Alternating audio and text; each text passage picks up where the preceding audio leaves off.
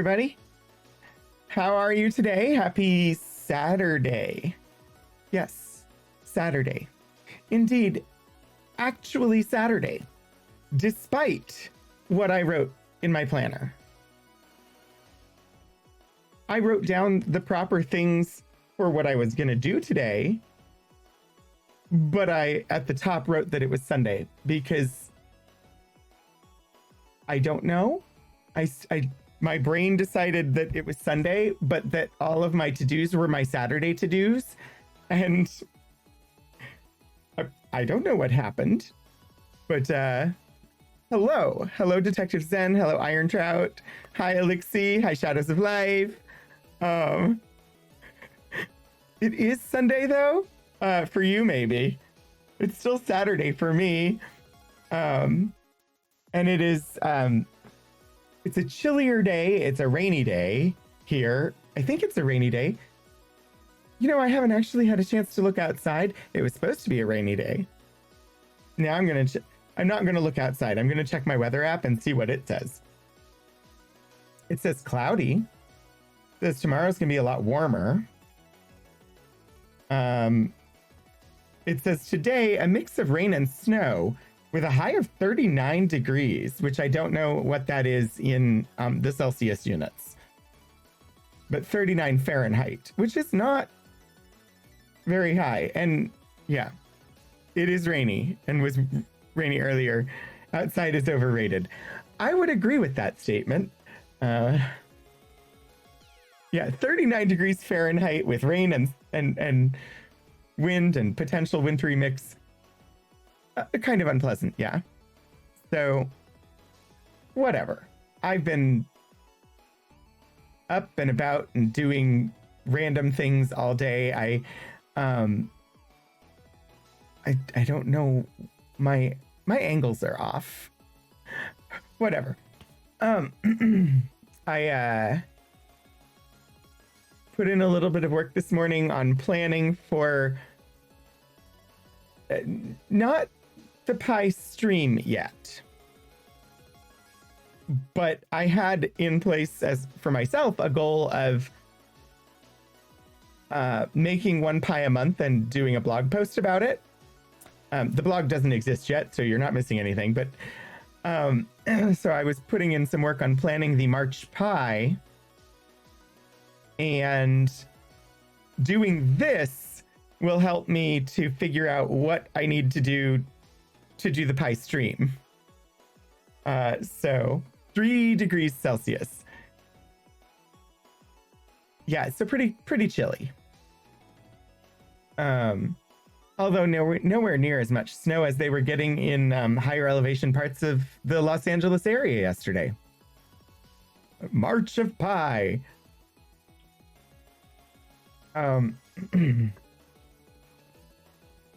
So yeah, I'm going to do a kiwi strawberry pie for March.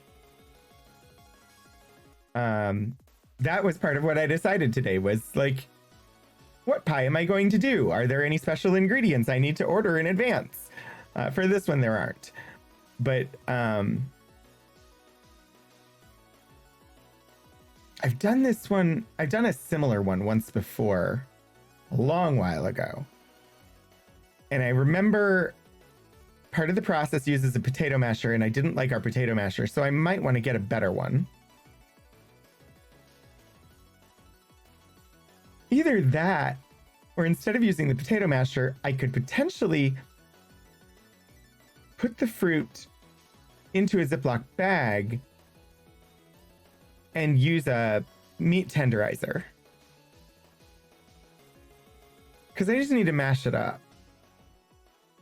But I didn't like our potato masher. I don't know. It'll be interesting to see what I do. Especially because part of I'm going to do a blog post on this involves trying to take photographs all along the way. So that'll be interesting. Mashed potato instead of strawberry. Well, that would be a twist, since neither of those is what's supposed to get mashed. It's the kiwi that's supposed to get mashed. And I remember before when I did the kiwi pie, I think it was just a kiwi pie, not kiwi strawberry, but I'm doing kiwi strawberry this time. I remember before when I did a kiwi pie and I had to use the potato masher for it. It was a technique I had not done before, but it made sense. And it gave me an idea that I wanted to try to make a dragon fruit pie. Only by the time I had bought the dragon fruit, the inspiration had left me and the dragon fruit sat there and went bad, which is not great because dragon fruit, not exactly inexpensive. So, you know, maybe we'll see, because it was more of a, I think this will work, experiment type idea. So possibly once dragon fruit are in season, I may try to actually do the dragon fruit pie. Poor New Zealander. Ooh, I haven't decided yet. That's something I'll decide when I'm at the grocery store, whether I do regular kiwi or golden kiwi. Probably gonna do regular, unless they just don't look good and the golden ones look okay. But my guess is probably regular because March.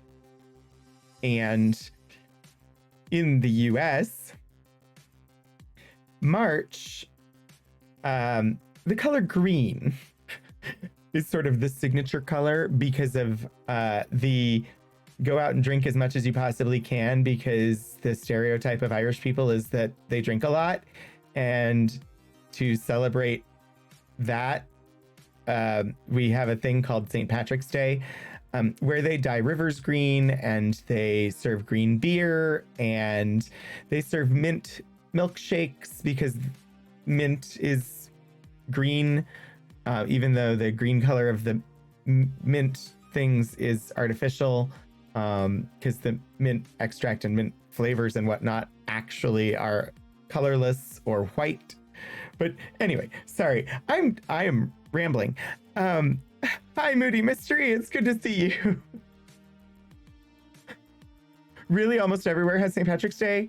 Well, I mean, I guess anywhere where there are Catholics, they technically have St. Patrick's Day. I don't know outside of the US how tied to the celebration of fictional Irish culture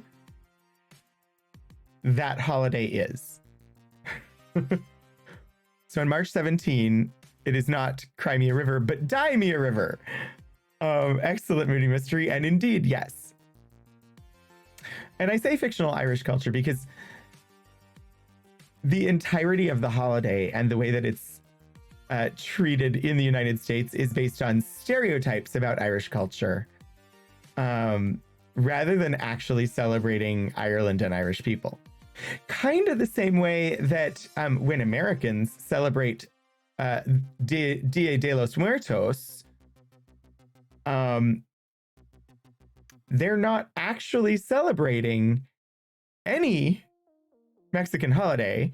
They're celebrating a holiday that was created in, I believe, so it's more of an American holiday that takes something that was celebrated in one state of Mexico in a very small part of the country and blows it all out of proportion and paints it as a universal piece of Mexican culture. And so it's interesting and it's neat, and but at the same time, it's not based on reality.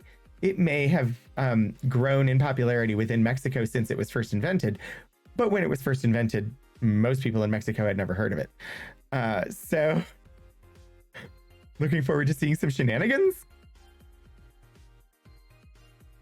I don't know which shenanigans those might be, but anyway, wow. I don't know what I had planned on introducing at the beginning of today, but hi. It's Saturday, so I'm going to be playing Ultima 6, The False Prophet, and we're going after a pirate map. So that is on the docket for today. Of course, tomorrow we're continuing with the Citadel DLC of Mass Effect Legendary Edition. You know, just kicking back, having fun times in a really great DLC, because the whole DLC is side quest and keeps us from finishing the game. Monday. This Monday is, oh yes, I always want people to do shenanigans. Monday, this will be the last Monday of the month of February, which means we are finally going to do a game from the wheel. That wheel. Except that the game is not presently on the wheel because we spun the wheel weeks ago. And I preempted it for Star Trek Online because the Streampunks launched their new show. So we're finally actually going to play Disco Elysium on stream. A game which I still know nothing about, except that I had thought it was sci-fi, and then when I saw the game art, I realized it's not sci-fi. At least, I don't think so, but whatever. We'll have a fun time on Monday, exploring some Disco Elysium. And then coming up on Wednesday, it is the 1st of March, and it will be my 100th episode of Archival Adventures. So I pulled out a bunch of stuff that was popular from past streams. Well, rather, I pulled out a bunch of stuff from collections that were popular in past streams. I didn't pull out things we had looked at before. I pulled out things that seemed interesting from the collections that were popular. Things that we had not looked at before. So that's what Monday or Wednesday's stream is going to be, is revisiting some of the collections that people really liked and looking at new things from them. So 100 episodes. I started that thing and who knew that it was going to go for 100 plus. But it is, and I enjoy doing it. So the only thing is I feel like I have better lighting here. And I definitely have better control here over like switching out graphics and changing scenes and stuff like that is so much easier here. It has to do with the equipment that I have available, and I try to optimize, but I have so little time to like troubleshoot and optimize and improve that. I've got it working, but like here I have gels on my lights and I can adjust the color quality and things like that. And there I have a dial that will change the color temperature. I have ideas though. I had an idea of how to possibly change up the lighting a little bit to make that better. I had that idea on Wednesday, but I didn't have any time to try it out. So we'll see. I don't know.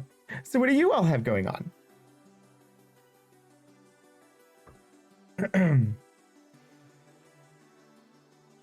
Are you playing any good TTRPGs, any good video games, anything new that you saw on Next Fest or that has come out recently that you're interested in? I just saw a game randomly today that I added to my wish list called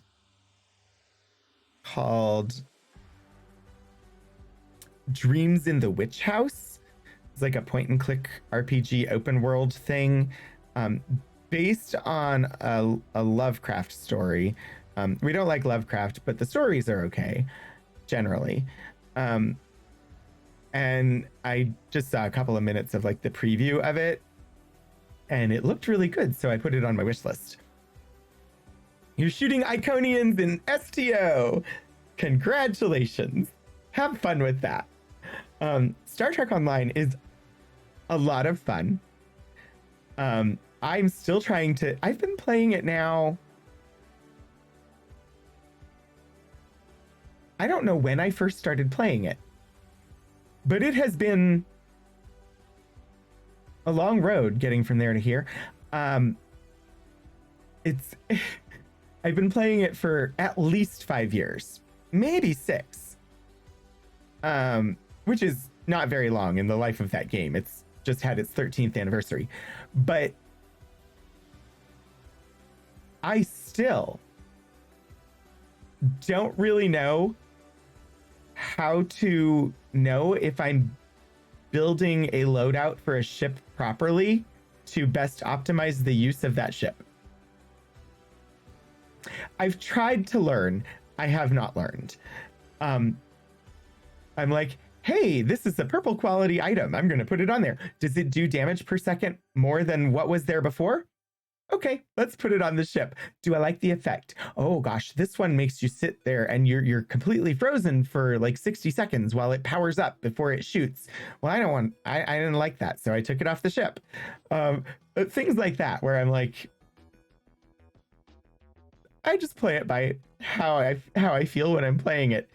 I'm not very methodical. I'm trying to be more methodical, but also like, I just go in and shoot the pew pews and it's fun.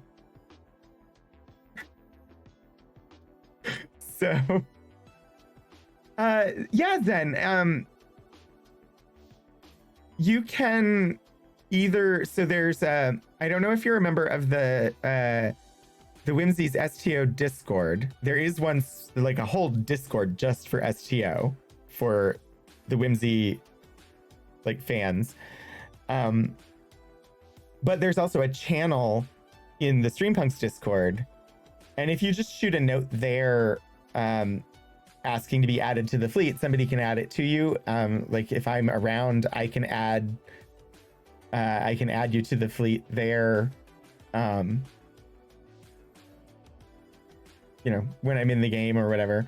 But yeah, you just, if you pop a note in one of those places, somebody will get it for you. And you do not have to be logged in for them to be able to add you, as long as you're able to provide them with your full, it's character name and your user ID. And in STO, that ends up being something like Rogan at Rogan 27. Well, so if the format would be like character at Rogan # or hashtag 27. And it's like the whole thing. They have to put in the whole deal, the character and the user ID, and the user ID includes that Octothorpe and the number after it. But yeah, so you just drop it in there and they can get you into the fleet. And if you ever play Star Wars The Old Republic and you want to join the Republic of Whimsy or the Empire of Whimsy, I don't have the power to add people to the Empire side, I don't think, but I am apparently still, I am the head of the fleet or the head of the guild for Republic of Whimsy.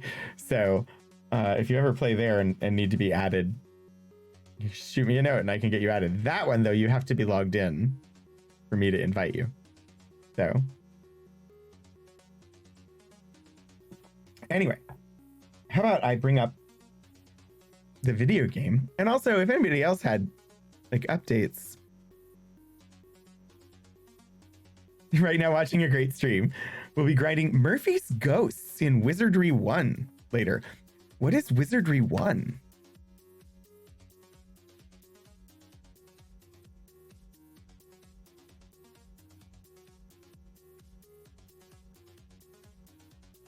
Wizardry, proving grounds of the Mad Overlord. 1981 video game. I'm not familiar with this one.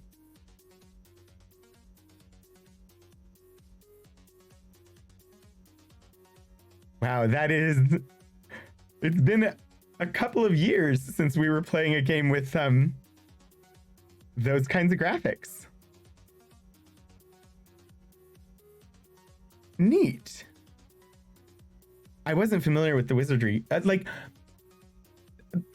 back in that time frame, the games that I was playing were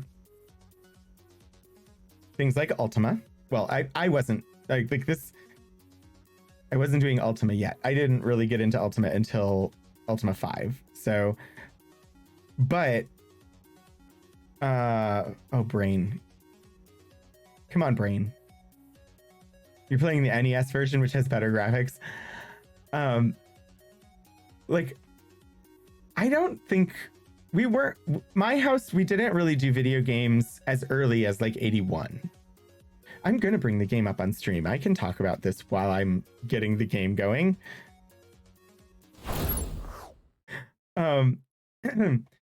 My house, we didn't really do video games quite that early. It was, I remember really noticing, like, my dad was playing video games, and then my brothers and I started playing games on the computer, probably sometime around like 86. Before that, we had played games on the Atari 2600. But that was a console connected to the TV. My dad was playing video games on the computer, and the first games I remember were the side-scroller platformer Duke Nukem. That one was a lot of fun. I don't like the Duke Nukem goes from that to like the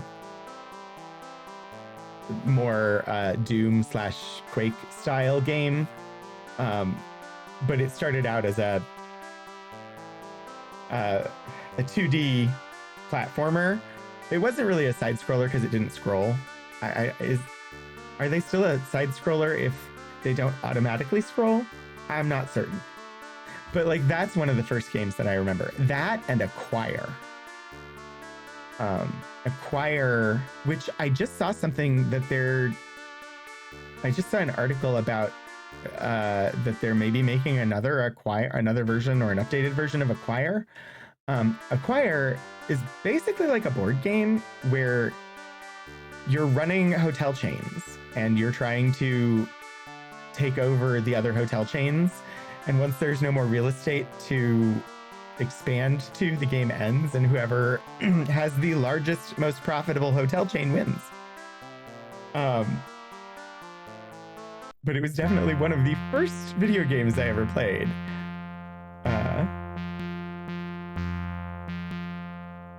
Okay.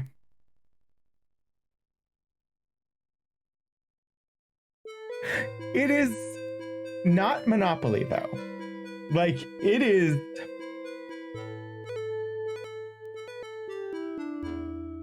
I don't know that there's anything I can really compare it to, because Monopoly, you're going around the outside of the board landing on spaces. Acquire, you start, you and your competitors start, and you own a square. And then you're taking over and expanding by adding new squares. And so you're building like this chain of actual like interlinked spaces. And so like the only other games that I can think of, it was an Avalon Hill board game. I did not know that. And I think that might be what's being rebooted, is the actual board game version of it. I knew it was a board game, but I've only ever played it on the computer. But yeah, it's the only game that comes to mind for me that sort of was similar was 7-Up Spot, but that one was more like you would jump over the other color to flip it to your color and make your chain longer. Acquire didn't have that sort of mechanic, but it was like making a snake of your color across the screen, and trying to take up as much of the available area as you could. So not exactly like Monopoly where you're going around, but yeah, still capitalism celebrated. And I can't remember, there were two games. One, there was definitely the Duke Nukem one, but then there was another one that was essentially it was similar, but I don't remember what it was. That was a platformy 2D, not automatic, but side scroller. I don't know. It's been a while since I thought about those. I don't know if he's asleep. Probably. Thou dost see a gargoyle. A goyle? I know I've forgotten his name already. Sinvral. And let's see, why did we come after Sinvral? There were multiple reasons. Oh, hey, look! Find a dragon's egg for Sandy. Oh, you can't see, never mind. Find a dragon's egg for Sandy. Lair and we did that. I can hide that quest. Looking for a clue. That is like the whole third side quest that we haven't started yet. We're working on find the other half of the tablet. We still haven't told Sir Kenneth what the mantra moo means. We haven't found the hot air balloon plans. No unicorn horns yet. Or a Klein bottle. Don't know about either of those. Bring an orrery to Budo in Buccaneer's Den. I don't know exactly where to get an orrery, although I suspect the observatory? Let's see. I saw a great vortex. There is a violet lens that is crucial to your quest. It is broken and must be made whole, but one lens is not enough. A blue lens is needed as well. Okay. Oh yes, so Old Hawknose was headed to the dry land to kill a demon that is said to live there, who is Sinvral, who has never done anything bad to us. Old Ibarra said he was headed for the dungeon shame, looking for more treasure. The guy with a hook for a hand in Jalome. A hermit on Dagger Isle. Nathaniel Moorhead at Empath Abbey. And then take them all back to Buccaneer's Den for the map pieces. Right. I don't know. We did talk to the peoples. But I'm trying to refresh my memory on what did we happen to do last time? Yes, okay, Zoltan. Let's see. Claims he was living with gargoyles, said they aren't evil, and tablet is related to translation.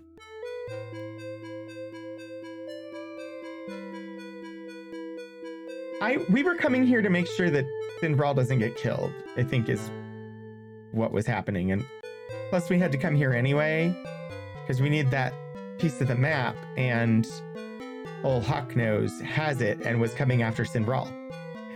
So,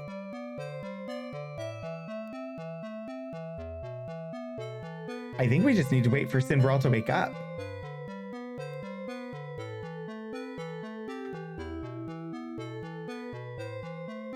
We're mostly good on the inventories. We still have an extra dragon's egg. Dupree is really freaking strong. Look, he's carrying an entire coil of rope.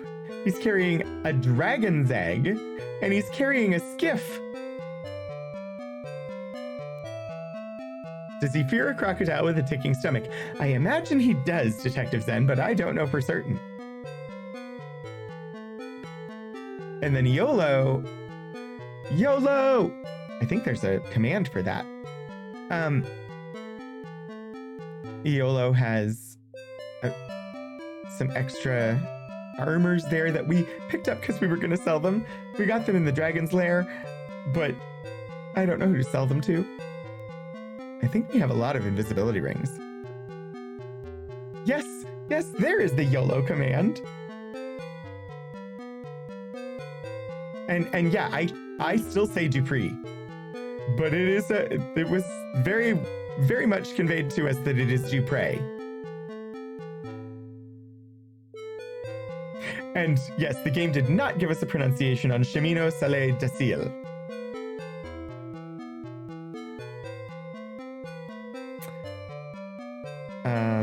Yeah, okay. And we got Katrina. Well, I'm just gonna wait for Sinbral to wake up.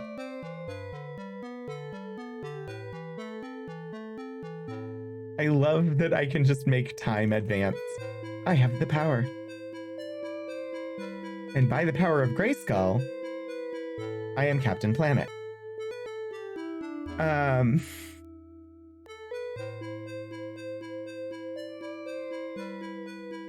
don't know. I think it was perfect though. By the power of Grayskull, I am Captain Planet.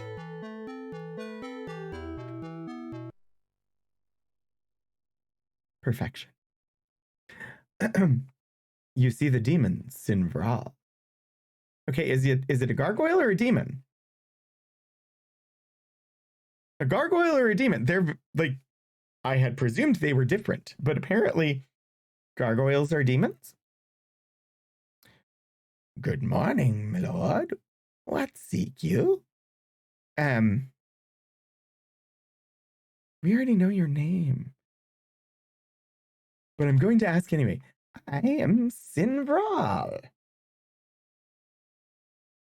He looks like he has a really bad head cold.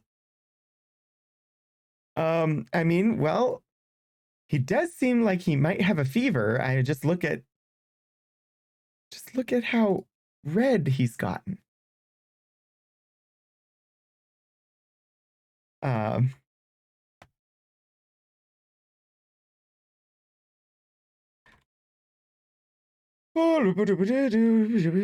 we know your name. Everybody knows your name. Sometimes you want to go.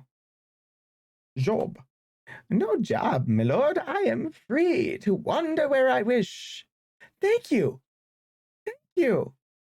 Everybody who's retired in this game should have said the same.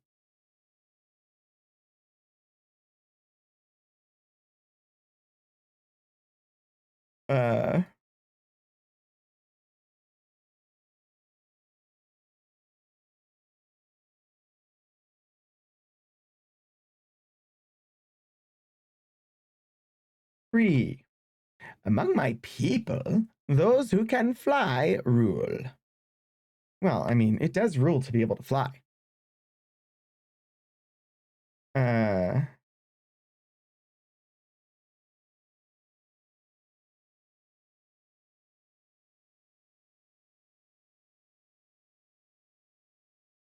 really, really hope that when we get to the next game, conversations have music under them.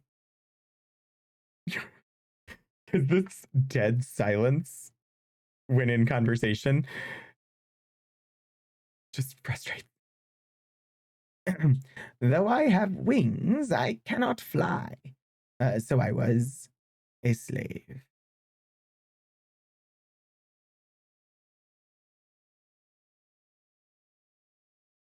Oh, I haven't asked people yet. Moody, I didn't think we did. I thought like Sinbral, because there used to be in the earlier games, there was a city here in this part of the Drylands in Ultima. And when we went there in Ultima 5, or I think it was Ultima 4, there was a city here, or a town or a village or something. When we got here in Ultima 5, it wasn't there anymore, and there was just the hut with the demon inside, but you could trade with the demon. Like, he didn't want to fight, and he was like a merchant. So I believe whoever we killed in Stonegate was somebody different. Yeah, so Sinvral, I once served, this is my notes from Ultima 5. I once served the mighty Astaroth, but that was long ago. Oh, I wonder if he has the Star of Astaroth with the magic words, Triguna Macoides Tricorum Satis D. substitutiary locomotion. We'll have substitutiary locomotion. I may have mentioned before that Bedknobs and Broomsticks was one of my favorite movies. Yes, and lived in the hut where Vesper was. I said Astaroth. So Iron Trout, I couldn't mention, like, Sinbral used to serve the mighty Astaroth, and Astaroth, it was the star of Astaroth that Eglantine Price was after in Bedknobs and Broomsticks that led them on their entire adventure, because she wanted to learn the power of substitutionary locomotion, and she needed the magic words, but the book that they found was missing half of the book. But then they found the book merchant at Portobello Road, and they found the other half of the book, but the words weren't in the book. But then there was a illustration in the book of these cartoon animals, and one of them was wearing the star. So she had the magic bed take them to the Isle of Nabumbu,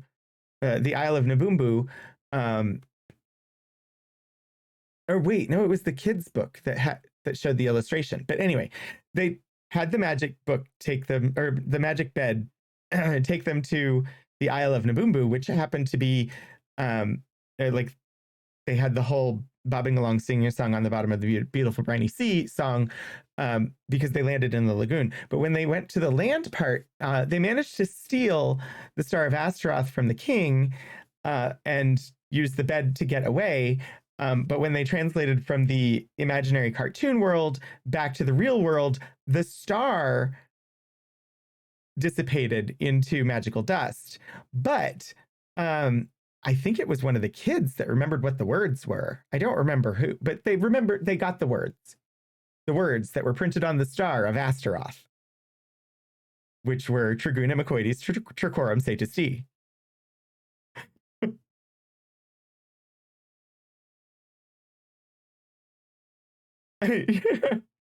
Yeah, then wrong movie. But no, she was having the romance with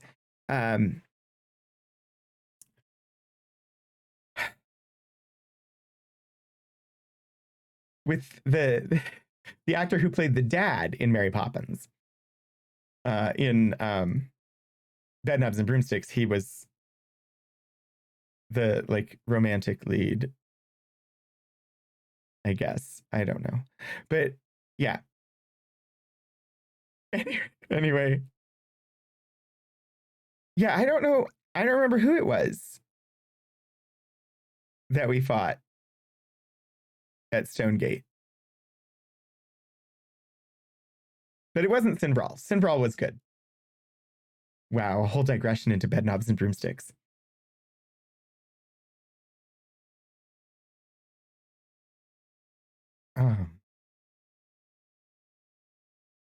Okay.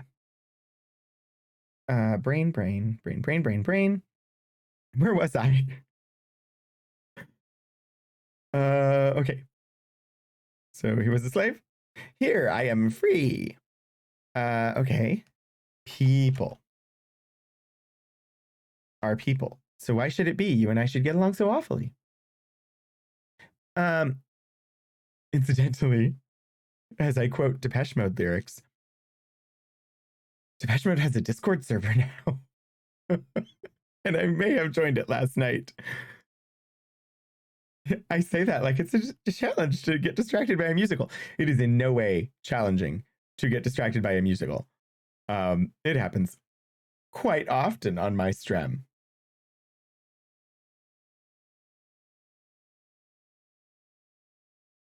Someday I'm going to have to put together.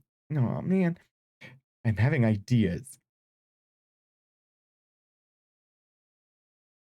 I had an idea and it was a good idea. And then I realized how much work it would be. And I was like, oh, man.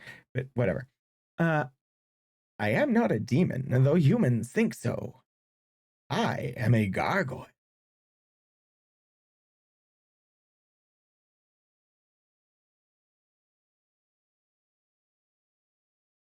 Do you speak Gargish? Oh wait, I don't think we're supposed to know the name of the language yet. Um, we fled here to the underworld because I was not free among the gargoyles. Wait, but we're not in the underworld. Are you saying this is the underworld for the gargoyles? Do you live above us? I am confused now.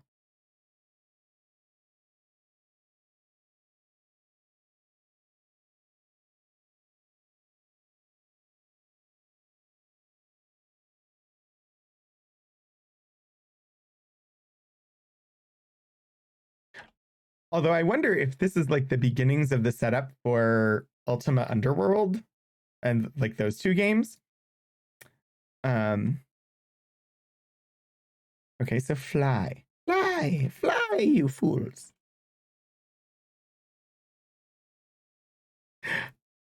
Sorry, my brain I was doing the I don't know, I was trying to do like the Wicked Witch from Wizard of Oz, but then the words I was saying were from Lord of the Rings. Anyway, there are two kinds of gargoyles, winged ones and wingless ones.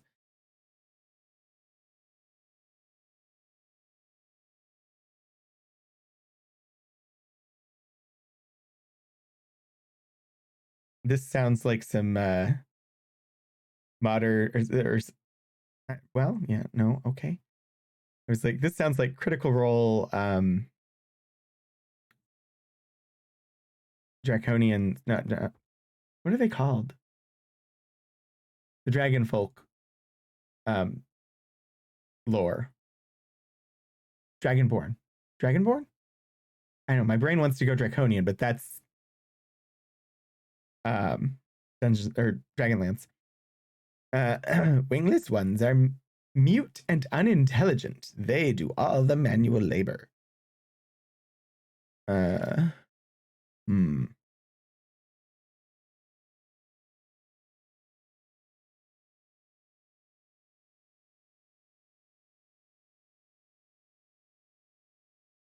I'm curious about the genetic differences here. Has anybody ever tried to teach them things and they just don't learn? Like, just because they're mute doesn't mean they're unintelligent. And are they the same species? Because that seems strange. But winged ones are smart and do all the planning and leading. Okay. I mean, there is precedent in nature for different roles biologically. If you look at like bees or ants.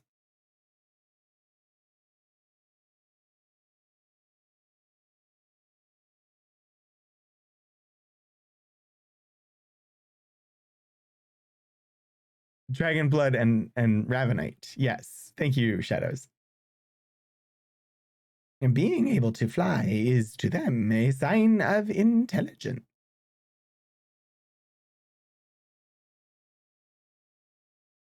Well, we should be able to fly.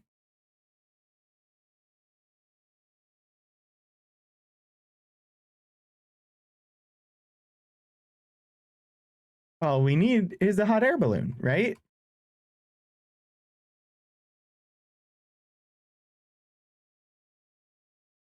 Can we use that test in real life? Even the temple can only be reached by air. Wait, what temple?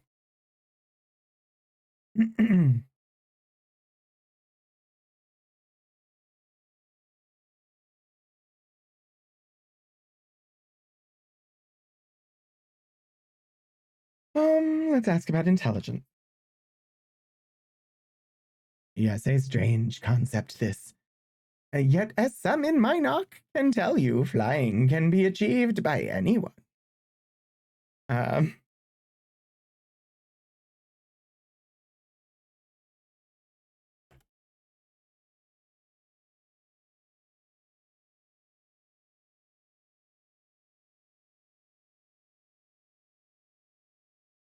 okay. Minok.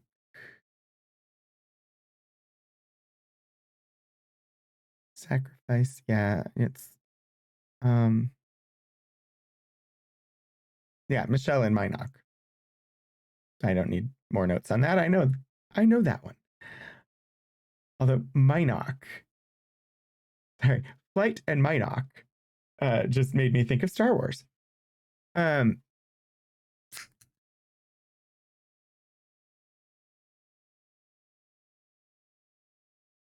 weren't the little scavenger things when the Millennium Falcon ended up inside the space snake thing? Weren't they called Minocs?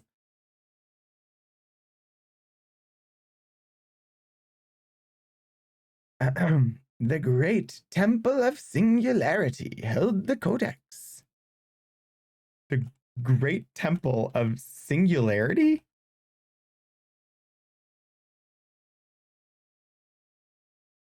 I mean, we took the Codex of Ultimate Wisdom. The temple is the most holy gargoyle place. A human could learn much by traveling there, but you could never get to the temple.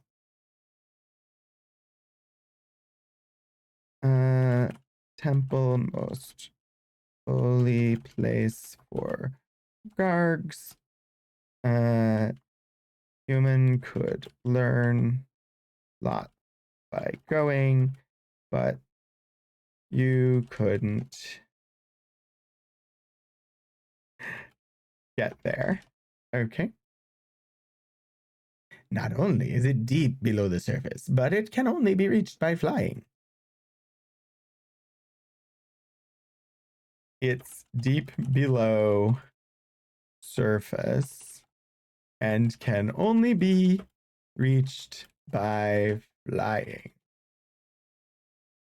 So we're going to do hot air ballooning underground. And you cannot fly any more than I can. Right. Okay, then. This is true to a point. Because we know hot air balloons exist. So I think flight is possible for us.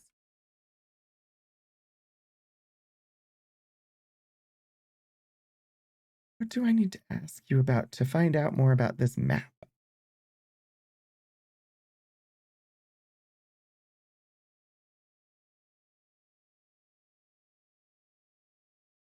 I know nothing of Hawknose. Okay, that's good. Map.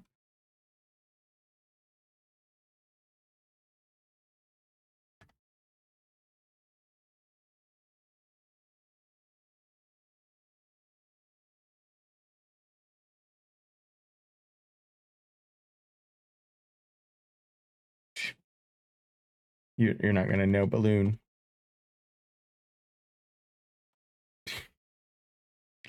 I can't spell. I mean, I can. I'm just not spelling. Would you like to ride in my beautiful balloon? Sorry. It was in my head. It had to come out, even though it's not in a great range for where my voice is right now. Okay. I.e. May your persistence and precision lead to success, my lord. Okay, but there's like somebody coming to kill you.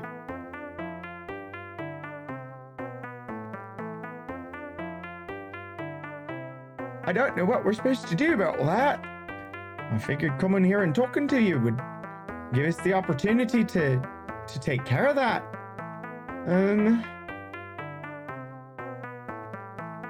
What do we do now? Old Hawknose went to the Drylands to kill the demon that is said to live there. Where the heck is Old Hawknose? Here's something to the east. Let's go east. Yikes!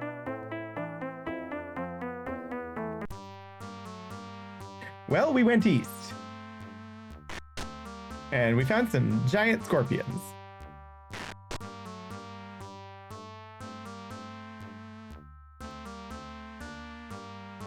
Where did everybody run to?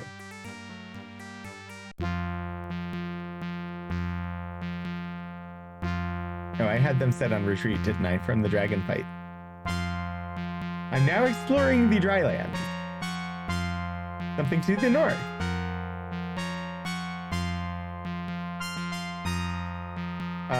Ants.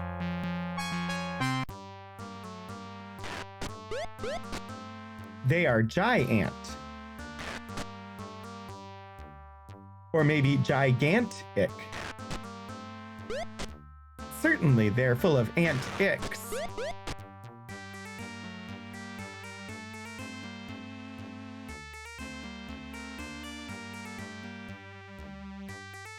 Something to the northeast.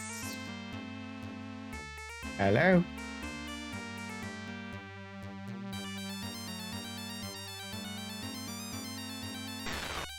More giant scorpions. I don't like giant scorpions. Go away, giant scorpion.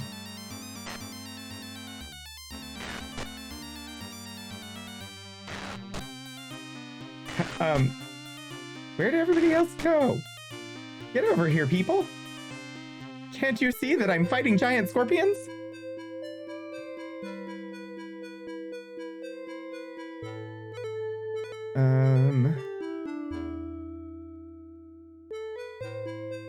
Somewhere in the dry lands. You know, there's all these giant insect things out here. What do you want to bet Hawknose is dead somewhere?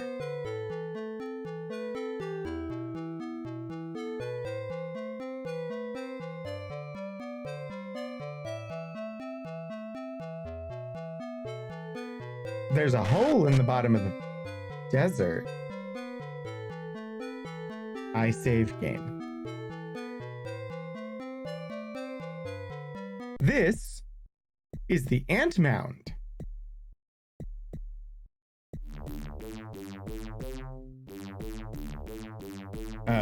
Okay.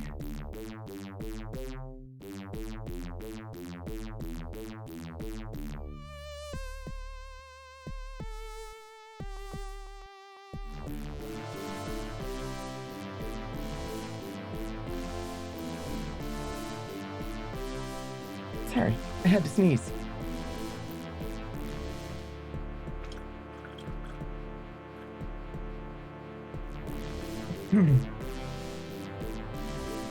Let us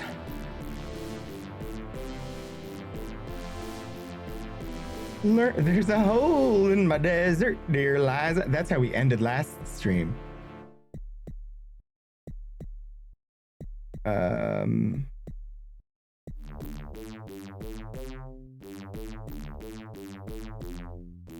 Somewhere we have some information about the mound of the ants.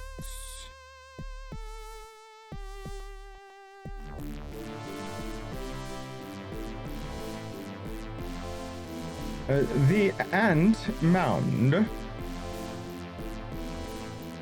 Let's see what it says. Don't let me forget that.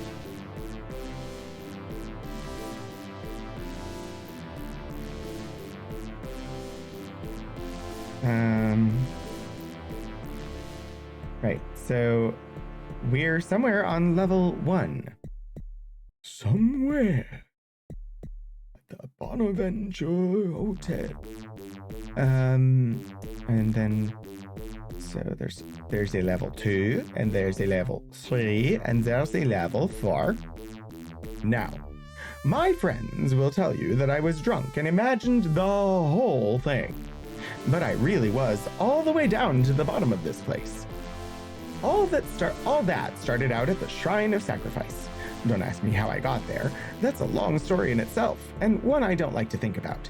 Anyhow, a band of brigands decided it would be best if I were to sacrifice all my drinking water, and my wineskin as well, to say nothing of my horse and the gold I was carrying.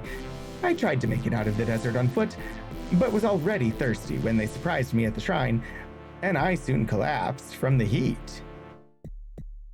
I woke up someplace cool and dark, and when I struck a light, there were giant ants everywhere.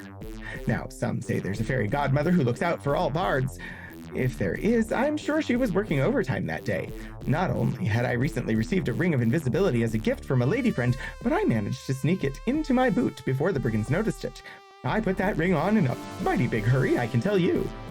Once I was safe, I got curious, so I started exploring. Seems I was in the Queen's chamber, brought down as food or something. There was a fellow over in the corner who hadn't been as lucky as me. On the third level up, I found a big trash heap full of things the ants didn't care to eat, I suppose. And I moved on. Or as I moved on, I saw workers scurrying around everywhere, moving around bits of trash, digging new tunnels. It's like an underground city. Up on the second level, I found one of their food storage chambers. Seems they really like grapes, which makes them creatures after my own heart in a way. I prefer mine fermented, but there's no accounting for tastes. The grapes seemed fresh enough, so I ate all I could and then stuffed my pockets with more. 'Twas enough to see me out of the desert alive, and thank the fates. I also found a small pond down there, and there were nightshade mushrooms everywhere. I was just starting to figure out the pattern of tunnels on the first level when my invincibility wore off and I had to make a run for it. I tell you, it was an experience I'll never forget.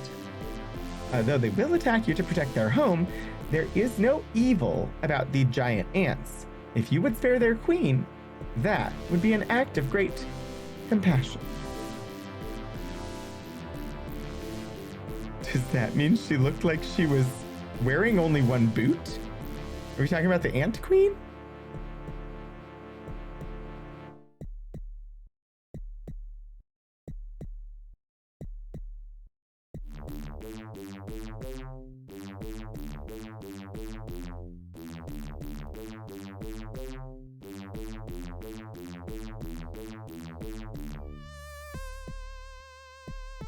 Oh, the invisibility ring in the boot.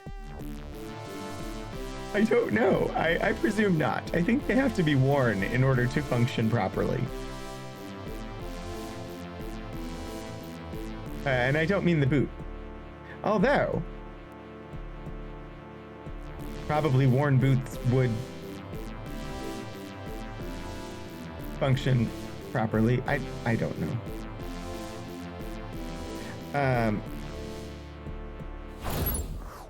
Yes. I remembered to switch back. Look at me. Look at me. Can you tell a dad joke? Welcome in. Thanks for the follow.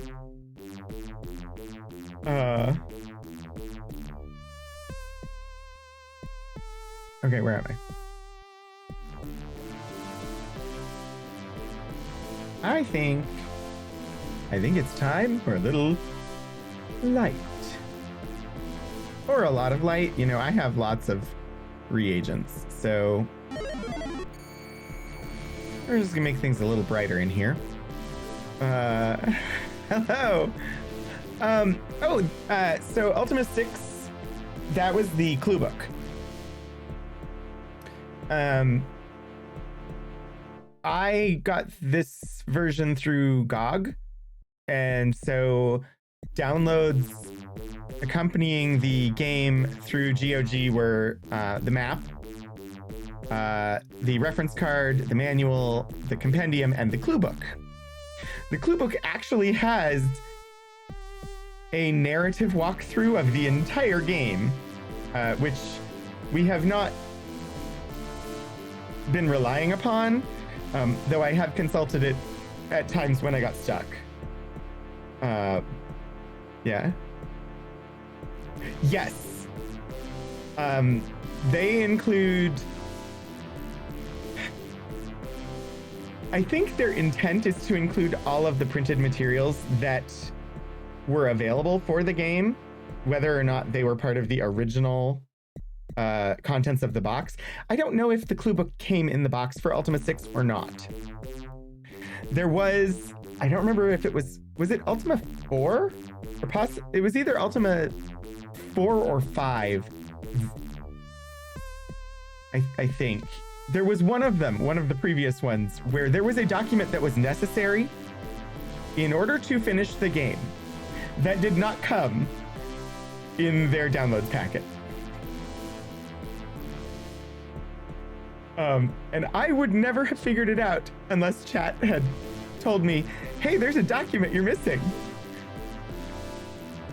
And you can't do the next part without it. So that was a mistake on their part. I don't think I think they had intended to supply everything and they just it wasn't there for that one. So I'm in a corner somewhere.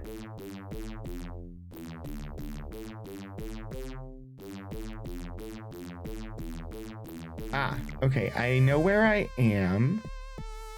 And if I know where I am, then I know where I'm going, right?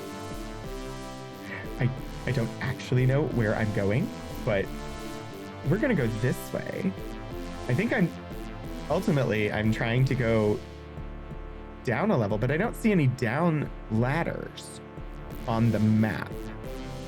So yeah, the map that you can see above me on screen is also, that is in the clue book.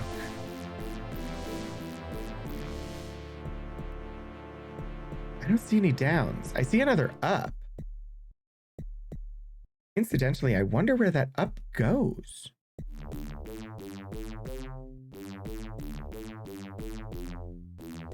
Maybe it's going to be another hole in the ground. Like how we got down here in the first place.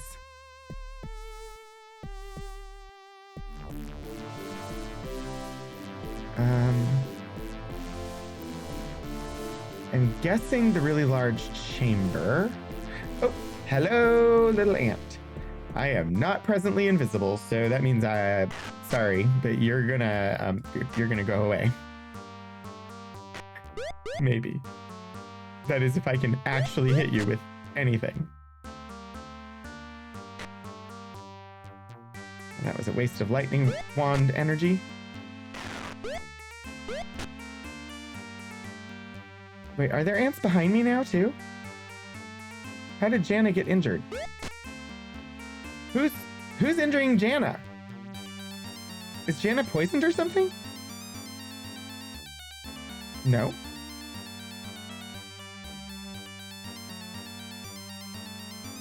I don't know what happened to Jana.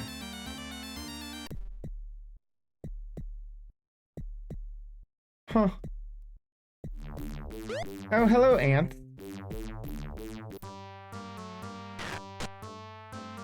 It's possible I should be invisible to like navigate this faster and easier, but I'm sorry. You have to die because you saw me. Well, they don't actually have to die because they saw me. They just have to die because they're gonna attack me. If they didn't attack me, they could live. Wait. What are you doing, Jana?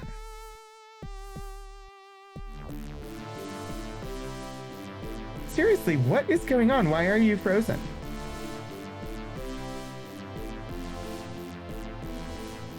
Okay, much better. I don't know.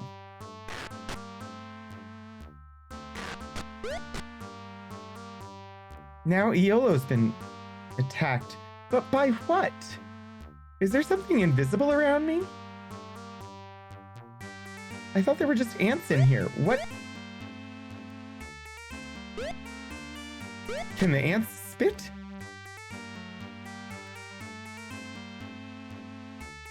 There's a lot of ants at this family reunion.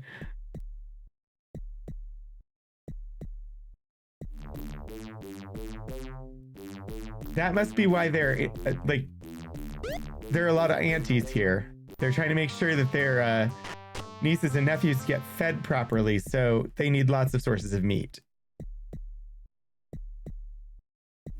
And therefore, when we meet, we meet.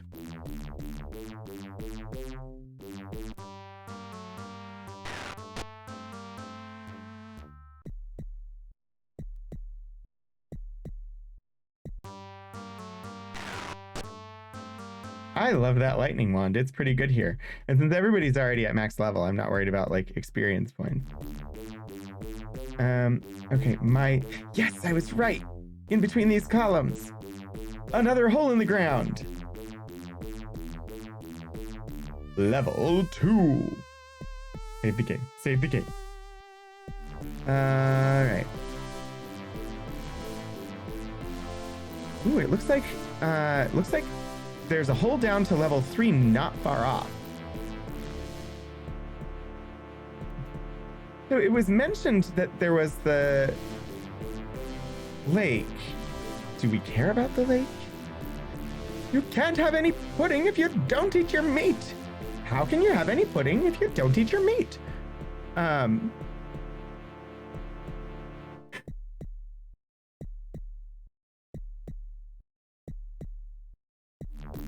also found... Oh, nightshade mushrooms. I mean, we've got a bunch of nightshade, but we can always use more.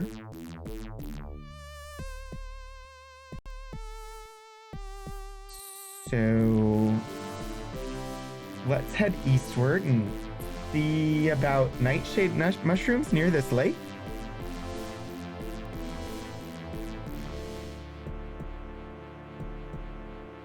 I, of course, now have Pink Floyd playing in my head.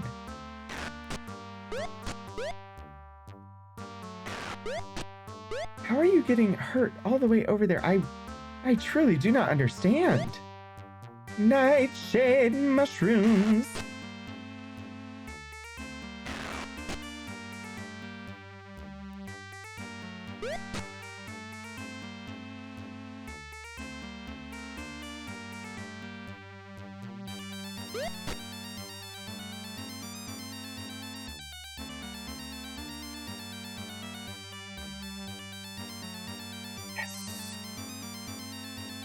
And they're expensive, so I'm gonna pick them up.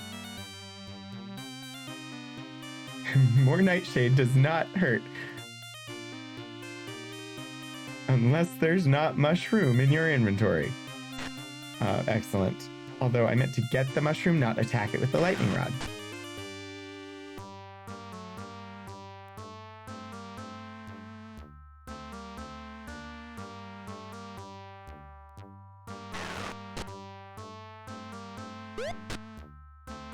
Alright. Mushroom.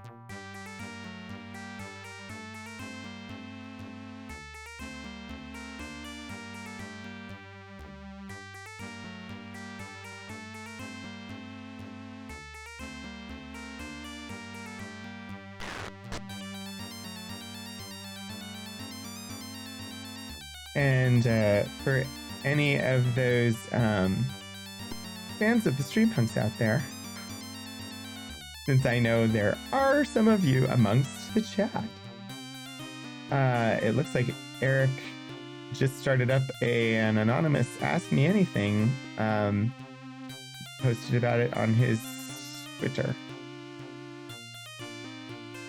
So if you got burning questions for Eric Campbell,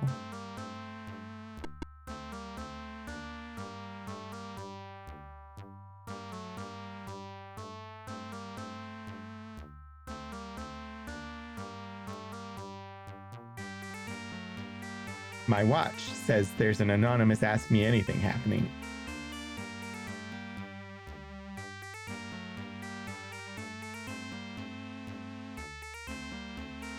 We're apparently killing many ants. So much nightshade.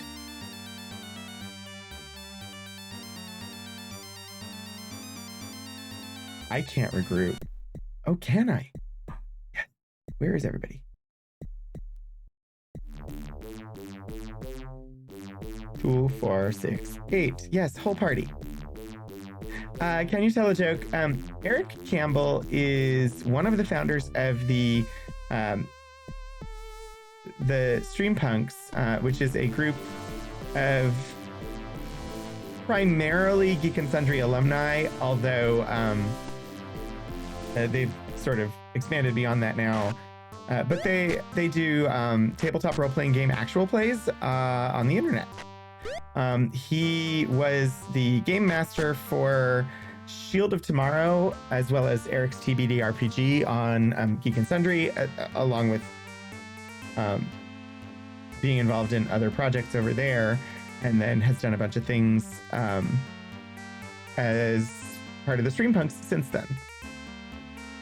Yes, Callisto 6. So, yeah. They are probably my favorite actual play streamers. um, including Critical Role. Let's see. My lightning wand is gone. Yes, now also a comic book author with Jody Hauser.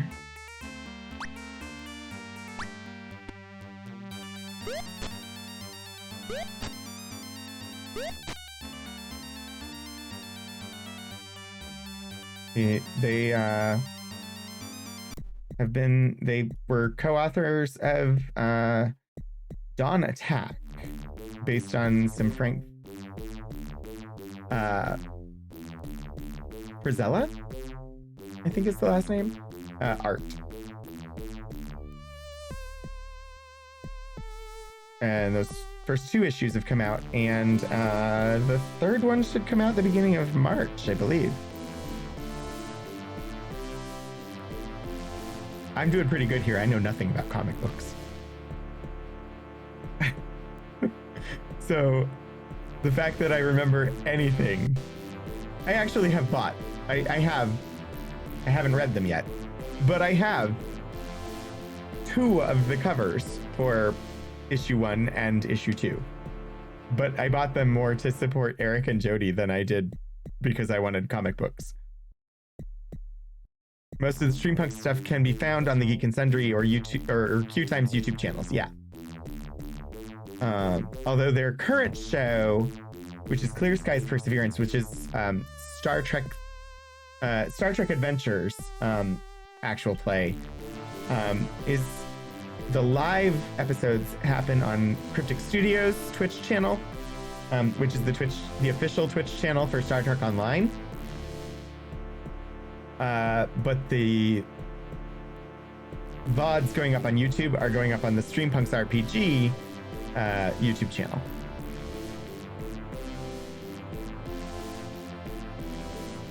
All right, we're on level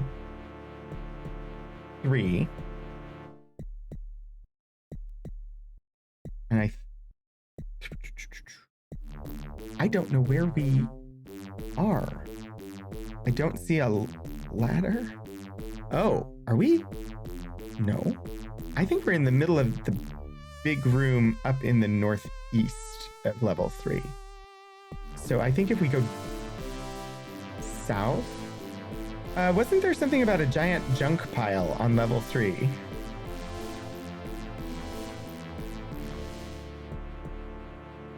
That would have much things.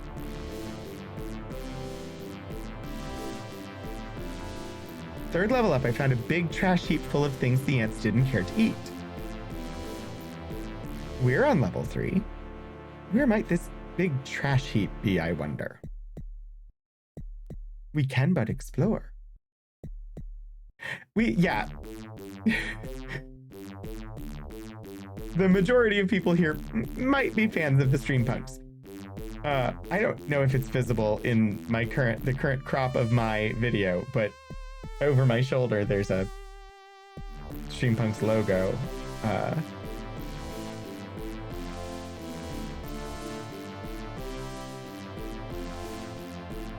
I know it's visible in like the full, but it's probably not visible in the current.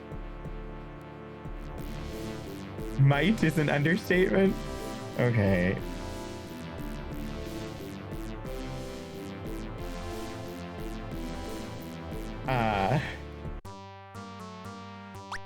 I think my profile like description on social media says that I'm a super fan of the Streampunks. I genuinely do like them. And they don't pay me to hype them up. Hashtag not sponsored. I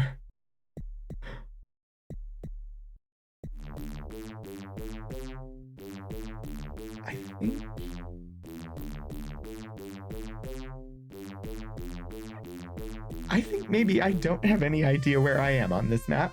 It's fine though. I'm just gonna wander until I figure it out. And look for a giant trash heap full of things that the ants didn't want. It helps that they are all genuinely nice people. This is true. Also, I probably would not have... I would not have gotten through lockdown without, like, significant problem if it had not been for them. Hanging out in Eric's streams in particular was very good for me during lockdown.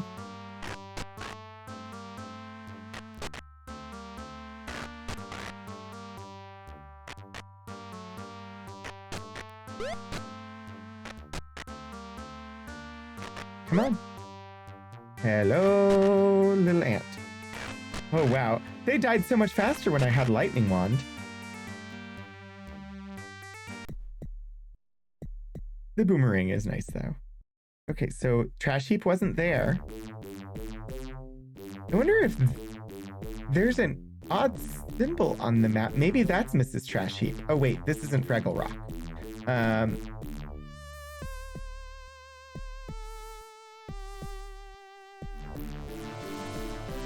Didn't I see recently something about... Did they make more episodes of Fraggle Rock? I know they did new Beavis and Butthead. I thought I saw something they were making more Fraggle Rock, too.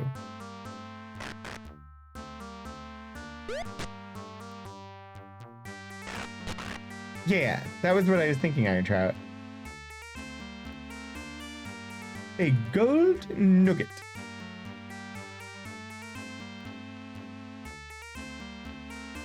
Look.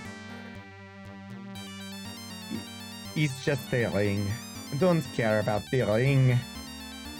I will take those lockpicks, though. Or that lockpick. I have to loot the ant cave.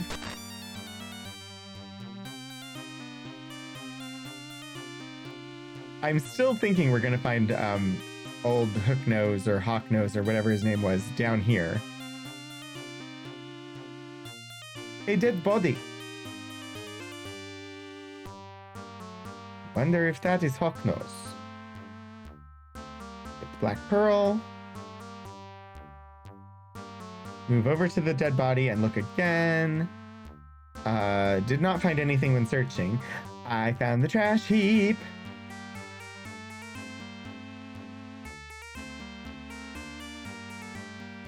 I don't need the throwing axe. What is this? Oh, it's a candle on top of some armor. Nothing on that dead body. I will take that gold nugget. I will take those swamp boots. I will take that gold nugget. I actually would love it if the rest of the party would come over here, because I'm going to run out of carrying capacity. I see a glass jar. Another dead body. Ooh. Nothing in the blood. Nothing in the dead Cyclops. These ants killed a freaking Cyclops. Get that nightshade mushroom. Cloth armor. There's a lot of junk. But take those. Actually, I don't really need the grapes. Great light.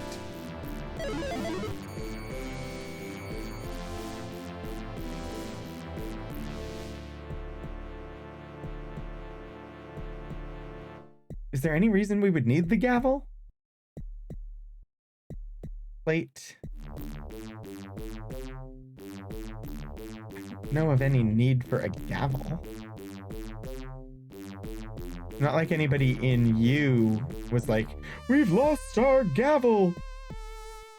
Please help us find it.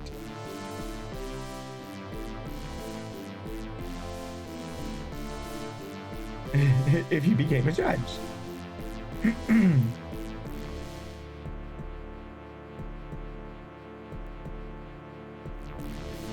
Zulem? Is that like a prepared spell?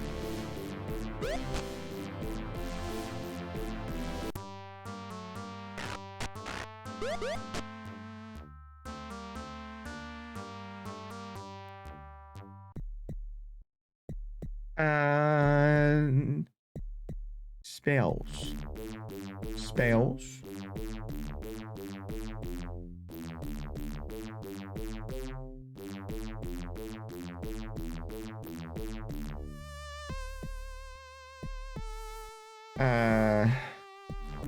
Okay, the manual with the listing of spells here, not super helpful. What does Zulem mean, please? Sleep?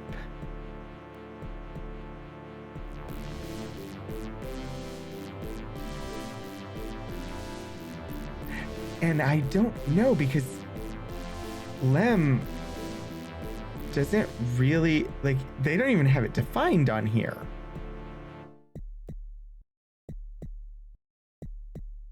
The 8 Circles of Magic, page 37. It should have the entire magical alphabet. Lem. Sleep matter?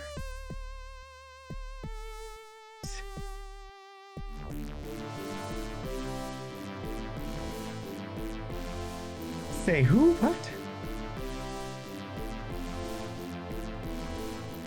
Words of power.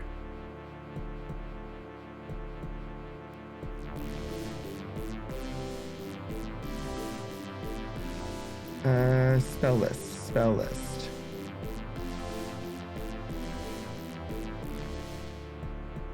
Cal lore, quas lore. In zoo. In lem. So in lem is reappear. Is it awaken?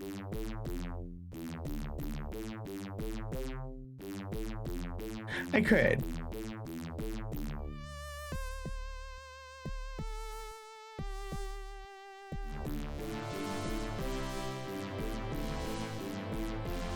In Zuprav. I was gonna skim the list and see if I could find it listed. I've just never seen it as an object to pick up before.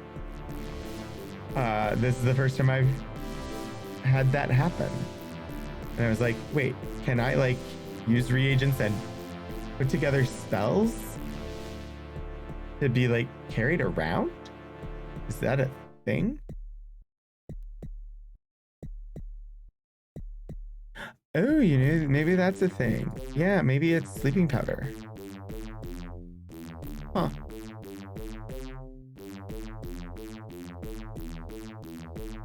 You know, I could also just look at it while it's in my inventory here.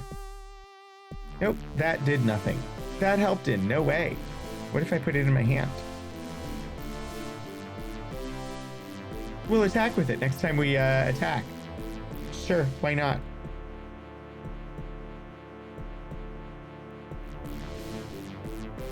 Another plate.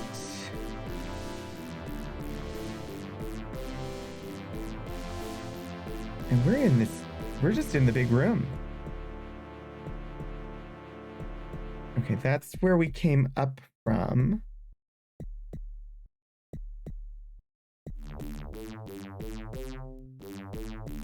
Wandering. What is that? A ladle? Spatula.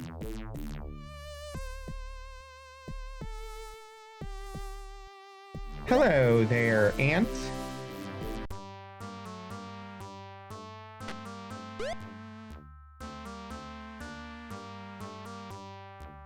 I attacked it.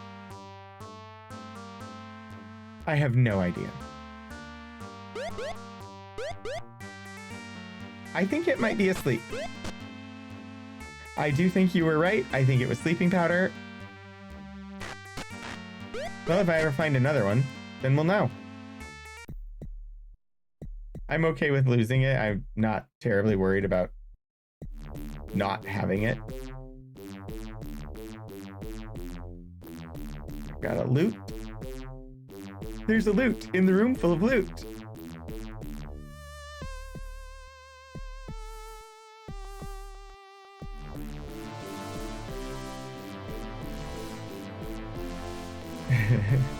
It's a loot loot. Sadly, it's not in a crate, or it would be a loot crate. Hello, what are you?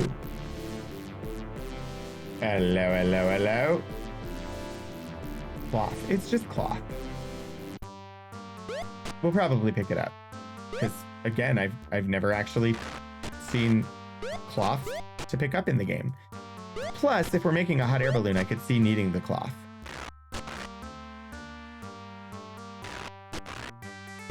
It's like a bag of holding that you play.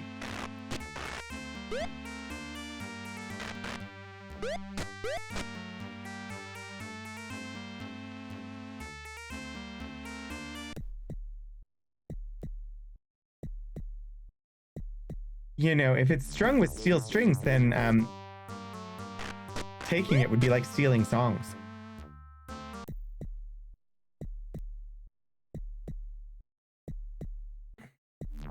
If you put it in a chest, then it's a loot chest. Let's move these gold nuggets. Let's move these gold nuggets to our friends. Is this? Nope. This one. Move the nightshade mushrooms to the bag. Has invisibility ring. Does anybody see Sherry? Hello, little mouse friend. Where's Sherry? There you are. Move my lockpick to my mouse friend. Move the black pearl, which is not a boat. Here, I don't know why I got these grapes. I don't need them. We'll stick that in our bag. Would the bard Johann have a bag of a bag of yodeling? Ow! Moody mystery! You deserve points!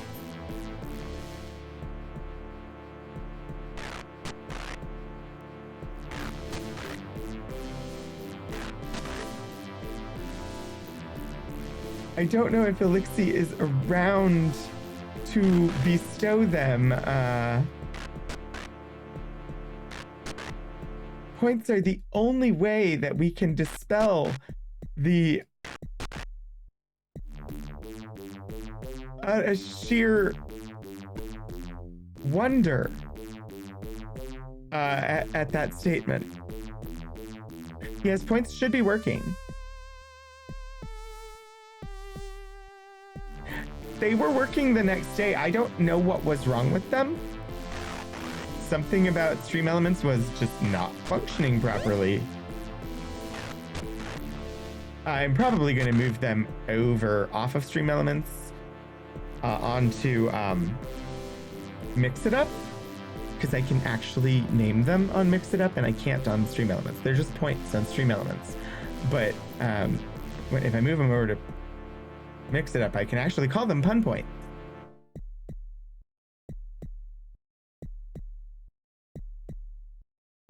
But I'll get everybody's existing totals and just transfer them over that way. Well, fine. Everybody attack. Attack these ants. Don't attack your friends. I know sometimes it can be tempting, but you shouldn't ought to do that. I think this is the wrong spot. Yeah, the bot was not in the mood for puns on Monday. I don't know why. We enjoy a good pun here. We enjoy a bad pun here.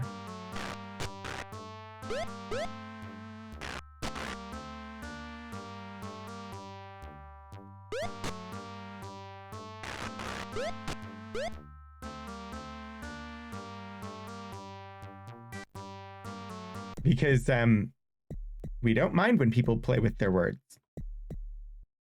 I think it's actually through here.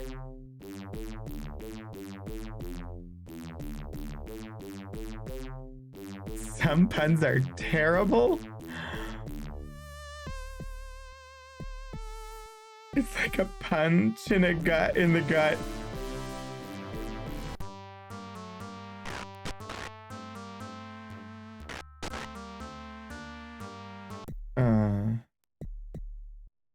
Oops.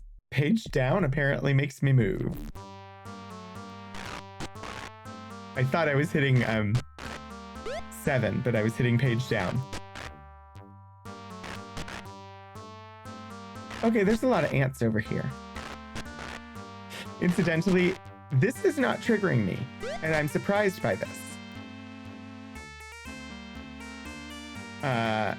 Spiders, and spiders in video games especially, cause me issue because most of the time spiders in video games are put there in gotcha places where they're intended to shock you. And I'm not good with spiders. So far, my experience with ants in video games has not been a problem, but I used to have nightmares about ants swarming me in my bed.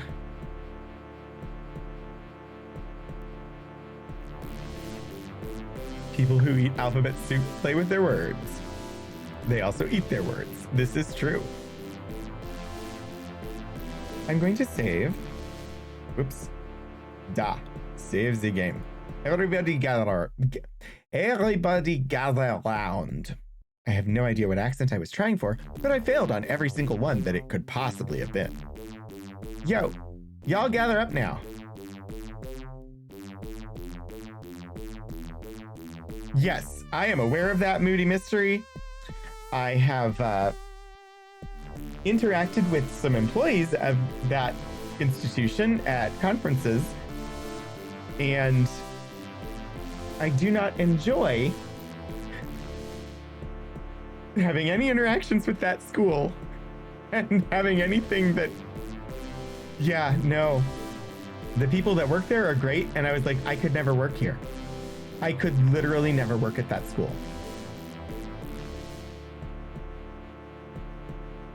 There's no way. I just couldn't do it.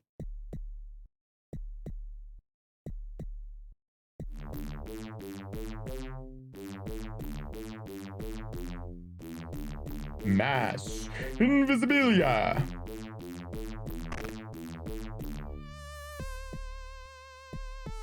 Yes. I wasn't sure the range would work.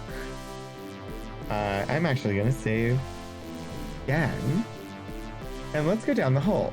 Because if we don't want to kill the queen, we had in the story an indication that invisibility would be beneficial. And it said that the queen is not evil, that the ants are not evil. So we don't really have any need to kill them. Oh gosh, people are already becoming visible again? Oh, jeez. Oh, jeez.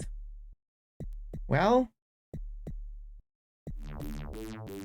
we can always save scum it if something happens to the queen.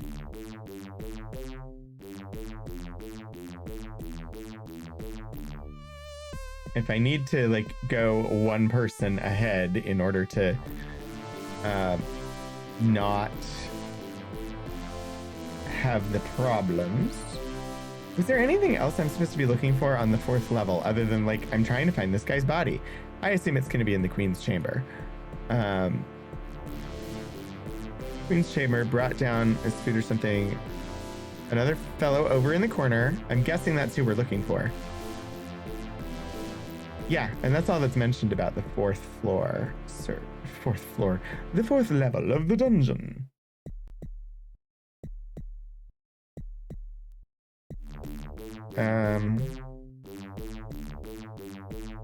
The heck? The heckity weckity? I am confused. That is not where I thought I was. Wait, what? Where the heck am I? Oh. Sorry, the geography in the game wasn't lining up for me, but I think I just was not noticing some detail that was there.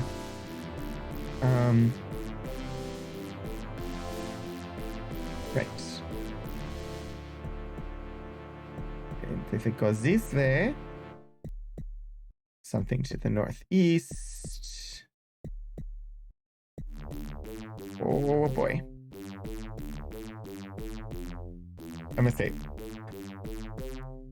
I don't want to accidentally kill the queen.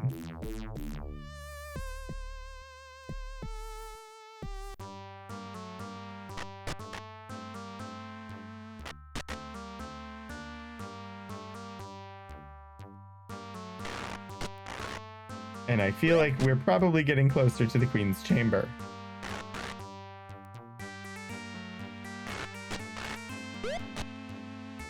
Yeah, I mean, there's no reason that the spider mascot, like, so it makes sense to me as a mascot, because in general terms, school mascots in the United States are meant to be things that people will find intimidating or that evoke a sense of danger or power or something like that. And so you end up with things like dragons and Vikings and Buccaneers and I don't know, all the things. But you get the pirates, stuff like that. But then you also get animal mascots that don't evoke a sense of danger, like penguins.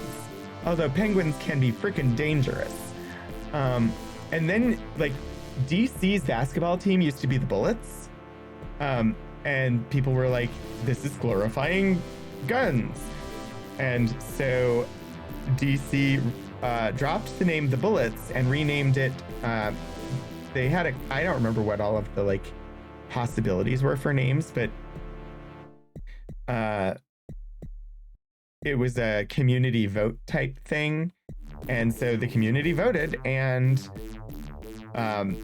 what was chosen was the Wizards. And since DC's basketball team was now the Wizards, they renamed their women's basketball team, or they named their women's basketball team the Mystics. So with schools, a lot of times it is. But when you get into, like, professional and stuff, yeah, you had 2 schools with cougars. My primary school, my elementary school, and my high school, the mascot was one that really should not be mascots. Something called it was for both of them. Both of those schools, the mascot was the Indians. My middle school, the mascot was infuriating, although I didn't know it at the time. My middle school, oh, I didn't want that, but I'll cast invisibility on myself, sure. My middle school was the Governors. And it was angering because my middle school was named after the Virginia governor that fought against integration, like racial integration of Virginia schools. I did not know this at the time. They did not go with the witches, but it's, you know, I agree, kind of amazing that they didn't. 1 gem, 5 gold coins, wine, and part of the map. Well, we found Hooknose. Get that map piece. No, I don't want to get that. I want to move. No, move the wine, because I don't need the wine. Get the gold. I didn't want the mug. kind of really just wanted the gem. Drop that mug. Okay. So many ants. How do I get out of here again? I'm in the royal chambers.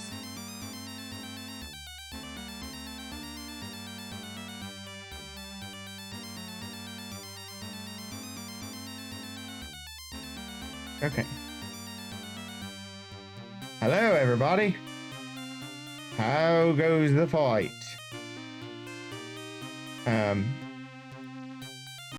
We got what we came for. Oh, we got what we came for! Excel spreadsheet time!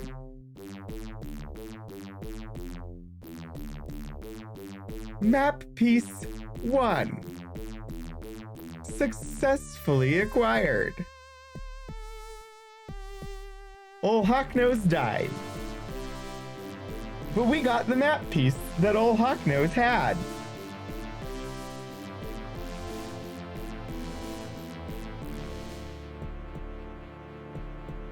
That is 4 pieces of the map.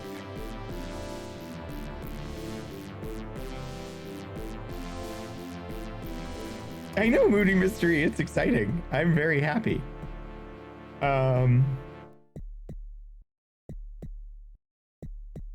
In that case, I can just use the Orb of the Moons and let's see. So Dungeon Shame. Old Ibarra said he was headed for the Dungeon Shame looking for more treasure. Where is the Dungeon Shame? Surely you can figure out where you should go with 4 pieces. You know, it's possible, but I'm certain the game will require me to have all 9 pieces before it will actually let me go there.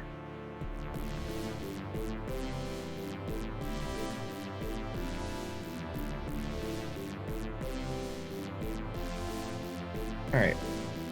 I do not, off the top of my head, know where the Dungeon Shame is located.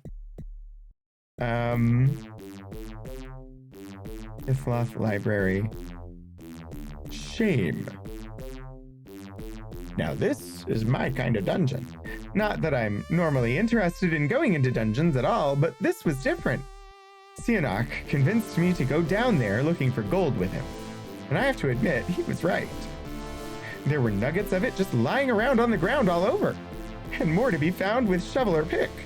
True, there were bats and rats and a few alligators down there. But we didn't have too much trouble. And we both had swamp boots for wading through the muddy parts. It was a most profitable excursion, and I had quite a nice visit with Terry at the Mint in Britain afterwards. At the very bottom of this dungeon, someone wanders lost and hungry. He needs your help. So, honestly, it doesn't look too bad. It's a direct path, it looks like. The question is, where the heck is the Dungeon Shame? Because I don't remember.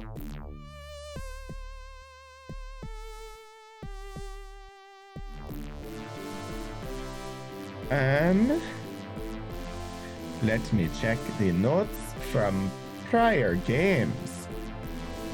Do I have notes on the location of the dungeons?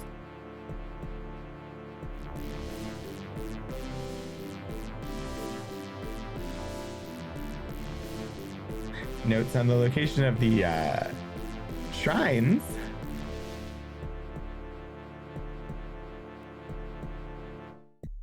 Dungeons. Altars. Location. Apparently I did not really keep those notes.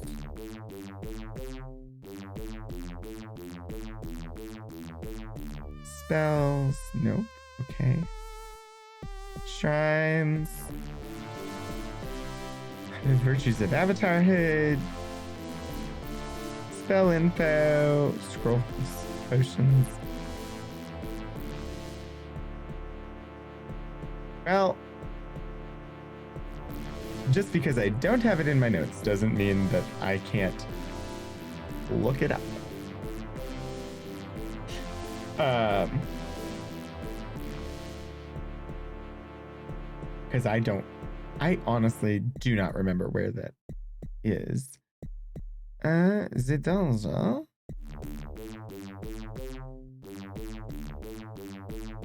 This dungeon's shame. That's the one I'm looking for, right? The mountains between Britain and Scarabray.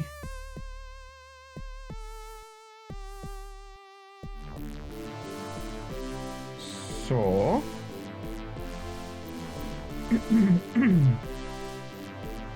Britain is here. Scarabray is here. So the dungeon entrance is here in these mountains.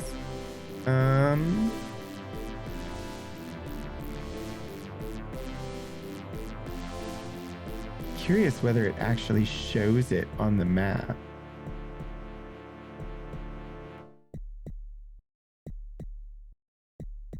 Because I honestly don't remember exactly where. I'm guessing it's in here, but I don't know for certain. Although it could be in here. Well, let's go wander and find it.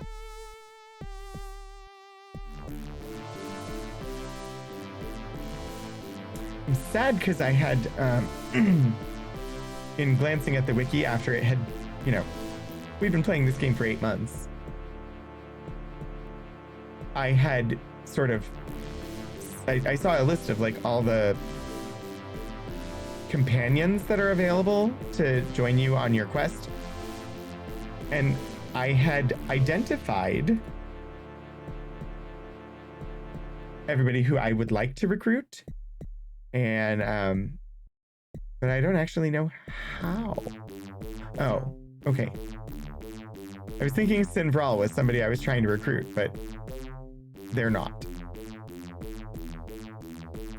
See, even when I have made notes and planned ahead, I don't remember. Oh, and Elixir, thank you for the... We should stretch.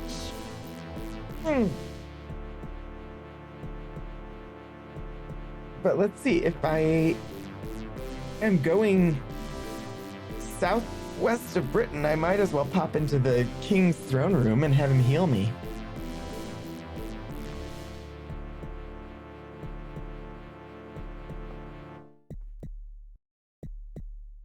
Right?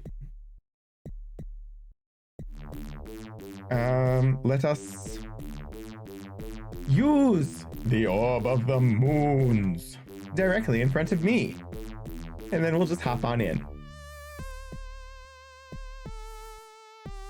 Oh, Elixir, no worries. Are you kidding me? There is no king here. It's not like the king does anything important. I'm just gonna stand here and wait for the king to show up so that he can heal me.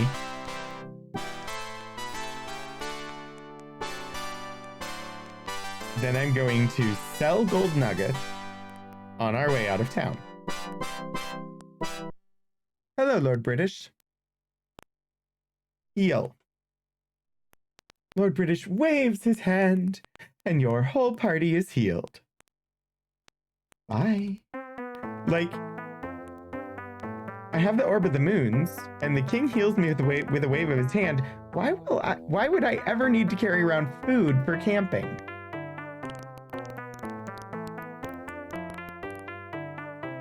Unless at some point it's going to be really difficult to get back to where I was.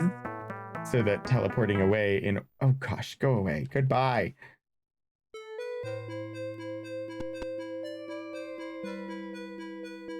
Rarg. Treasury this... I don't remember. Yes, money house. I should look at inventory and make sure that I'm transferring it to who it needs to be, who needs to have. Okay, Dupree has one. You never drop by to ask how I'm feeling. It's always I'm about to die from bleeding. Well, yeah, he's not wrong. Move 1 gold nugget to me. Move 4 gold nuggets to me. Is that all the gold nuggets we have? No, 10 of them there. I don't think it's gonna let me move them. It's probably too much weight. No, let me move them. But also, like, yo, Terry's across the room and I can talk to her. Interesting. She sexually harasses us every time we show up. You see a sharply dressed, very voluptuous woman. Oh, you've come back to visit. Again. I don't remember what I'm supposed to say.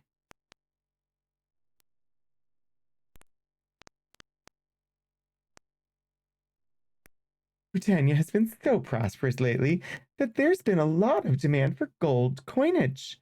Of course, we have you to thank for bringing us the Codex and saving Lord British. I get most of my gold from the people. Exchange. Exchange is the keyword I needed. I do indeed. Normally, there's a 10% tax on the exchange. But since you're the avatar, I'll give you a full 100 crowns for every stone's weight of gold you have. She exchanges all your gold nuggets for newly minted crowns. I say bye, and she says, I know you're very busy saving Britannia and all, but I hope you'll come and visit me again. And maybe if you have time for it, I could show you more than a few silly coins. As you turn to leave, she pinches you. Completely inappropriate. No means no. No means no, not yes or maybe.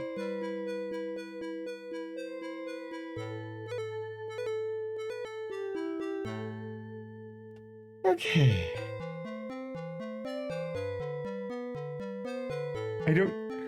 I feel like the negative interaction when exchanging nuggets for coins is purposeful. Like, to discourage us from getting lots of gold nuggets? I don't know. It certainly makes me not want to go there. It's probably not purposeful.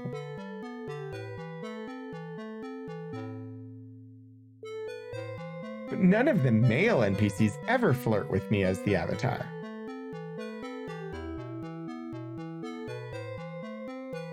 I don't know how to get rid of these.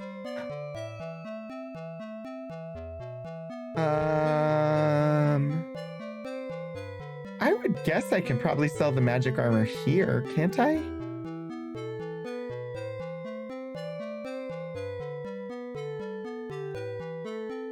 It's possible that the answer is no, but where would I do so?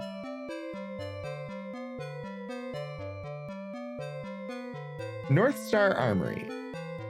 Letter K. Let us attempt to offload our surplus goods.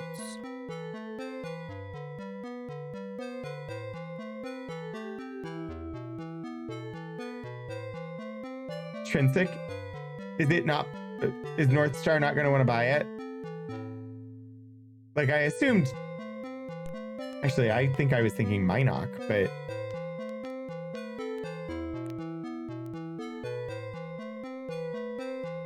Also, I should probably double check and make sure that I don't need to buy any arrows while I'm here.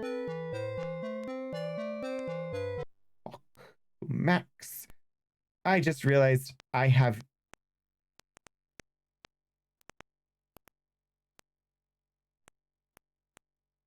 no idea who's carrying it. Yeah, Brandon definitely would. And I believe this game, they have to sell it in order to buy it. But we'll find out. Sell.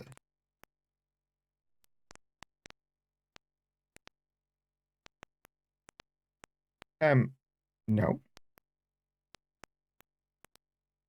Apparently, the only thing that any of us has that he will buy is the two-handed sword that Shimino is actively using. which also that's one aspect of this game that I don't like, is that it will let you sell the things you're carrying, like in your hands. Many other games, more modern games, generally don't let you sell it until you've unequipped it. This game, you can sell literally everything off your back. Pardon me. Sorry, I was looking to see. Jana has no arrows. Sherry has no arrows. Iolo has no arrows. 3 people, all lacking the arrows necessary to participate in the battling. We need to buy arrows. Looks like Jana's the one to buy them. She's got 1147 gold. So for that, we need to go to the Fletcher,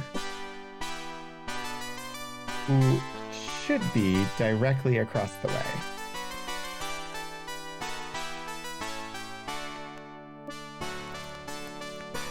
Or not?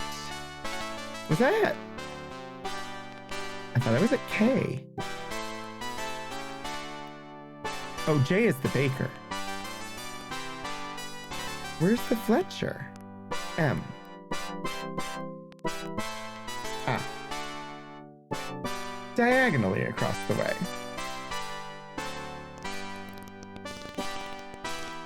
Hello? Jessica. I'm going to call you Jessica. I know it's not your name, but there's a reason that I'm going to call you Jessica. Because you are the Fletcher.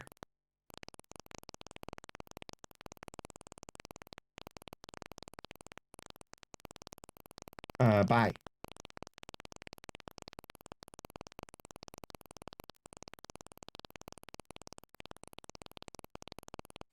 I already forgot. Was it Jana or Julia that had the money? Arrows. I sell arrows only by the dozen. Are they cheaper by the dozen?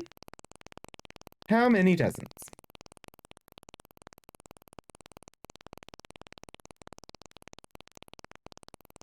9.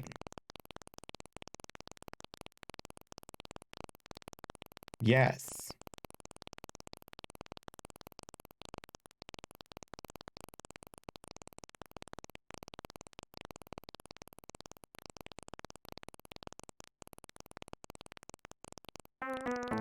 There. I bought 9 dozen, and then I tried to buy 9 dozen more, but I could only carry 7 dozen more. So I'm going to move 144 arrows to Iolo. Right?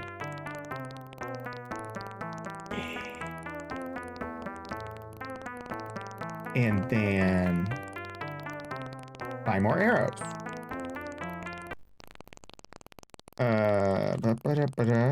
Buy. Jana, arrows, 9 dozen. No. All right. Move 144 arrows to Sherry. Now, I can buy 144 arrows for Jana. How many dozen isn't that a gross, right? That's 12 dozen arrows, right? So I need to buy 11 dozen to get 144 for Jana. I think. I don't do maths in my head, and I'm trying to do maths in my head, and arithmetic is especially difficult for me. This is why calculators exist. Bye. I'm going to trust my knowledge, my rote knowledge of how arithmetic works. How many dozens? 1. I didn't want 1. Yes.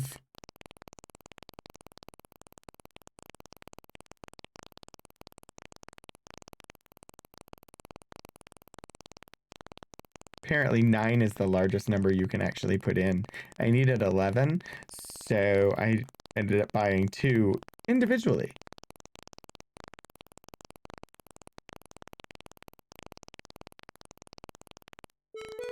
There. 144 arrows, 144 arrows, and 144 arrows.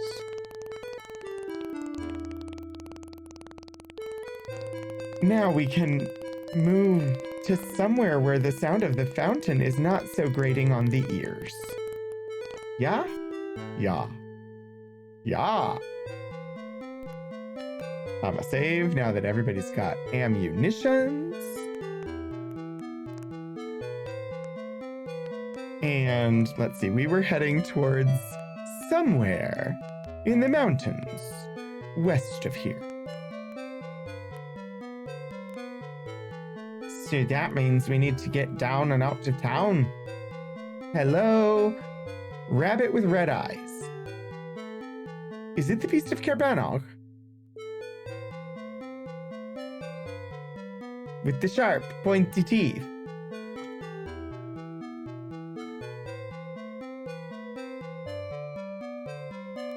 You all know what I'm referring to, yes? I show you.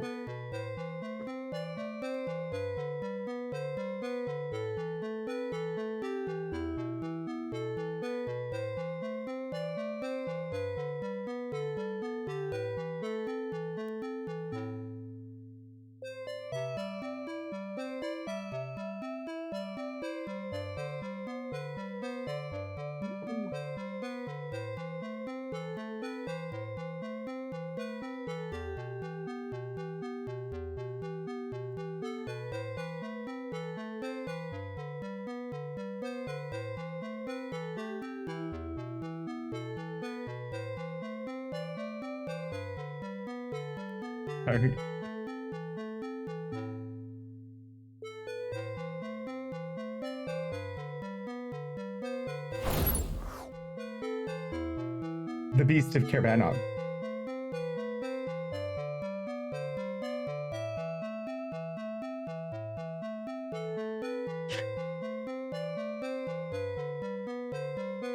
I am a silly person. I must live in Camelot, right?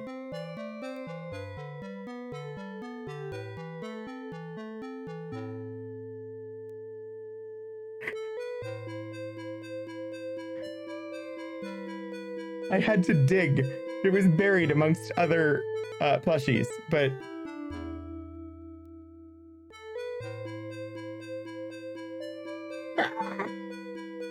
it's only a model.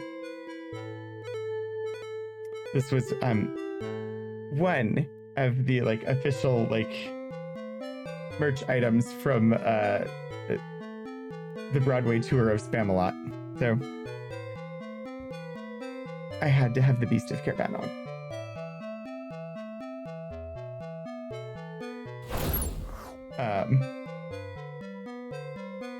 Sorry, that all because there's a tiny little rabbit with red eyes in that pen.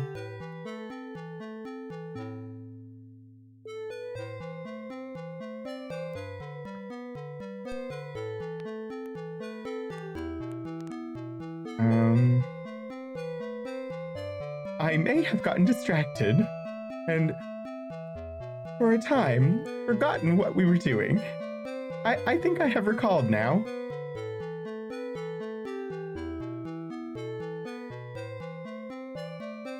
I could buy horses. I would buy horses, except that in this game, you have to buy 8. You'd have to buy 8 horses individually. Because you have to buy a horse for each person in your party. So you have to purchase horses 8 times in order for it to make any difference. Which is just... If I could just buy horses the way that I buy ships, I think I'd be much more inclined to do it. Plus, I would buy the horses and then I would forget the horse and it'd get lost somewhere in the wilderness and I just have to buy another one. Not in this game, Zen. Need to enter northwest of the dungeon. And shame is only accessible by water. Well, I have a skiff. Dupre is carrying a skiff. And I was thinking, I didn't remember where it was, but I was thinking and looking at the map that it might be over accessible via that river. In previous games, I never went there by river.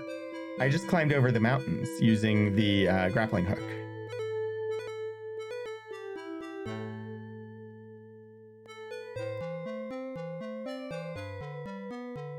I believe I should just keep going west. Westward we go! I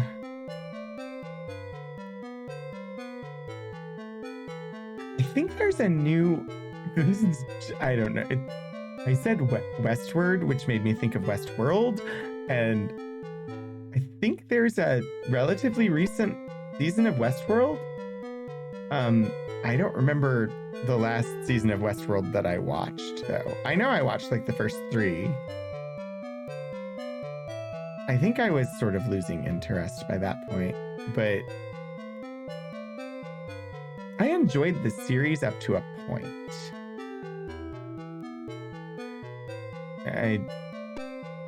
I need to go back. I don't know where I left off with it. I need to go back and like dive into it again and see if I'm interested in more.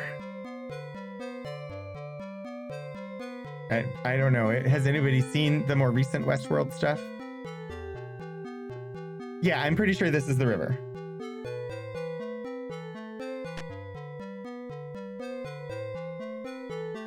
Use the skiff. Avatar. Yeah, I don't know exactly what I didn't care for. A fumarole? Is there a volcano in this range right by Britain? Apparently, I need to avoid fumaroles. I was not expecting that. Yeah, I just haven't seen any of the newer stuff. And I still have never gone and actually watched like the original movie. All right, so I'm in at the lake. I don't know where exactly it is. I suppose I could just get out of the skiff and wander around in here and see what we can find. Yes, yes. Get the skiff.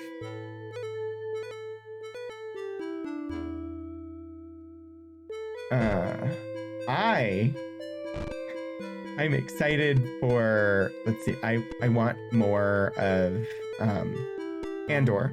I thought Andor was really good. I really enjoyed Andor.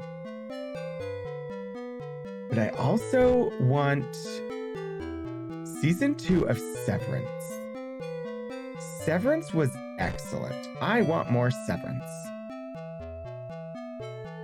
I'm sure anybody who's ever been laid off from a job also says, I want more Severance. But I want more Severance, the TV show, because it was excellent. Not a whole lot of people have seen it. I've never really gotten to chat with somebody who's watched it, though, because it was on Apple TV Plus. But it's like, or it was on like Apple TV. It was an Apple TV original. So Severance and Foundation, based on the Foundation novels by Asimov.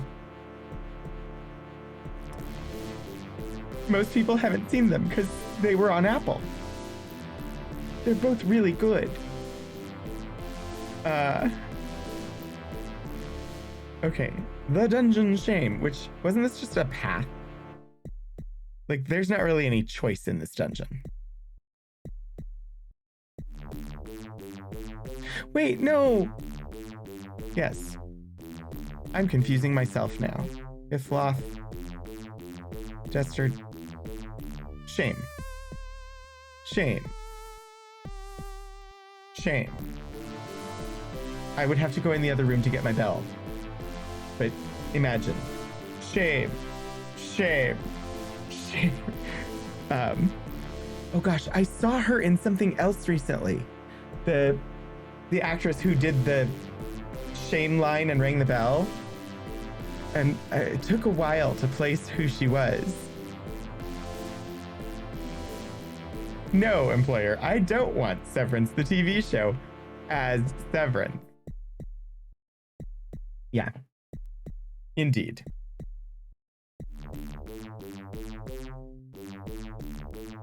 No, if you ever get the chance to have some access to Apple TV originals, Severance is worth it. Severance and the recording of the stage performance of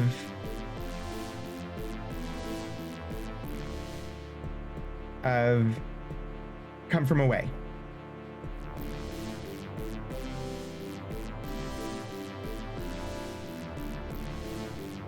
I wonder what's in here.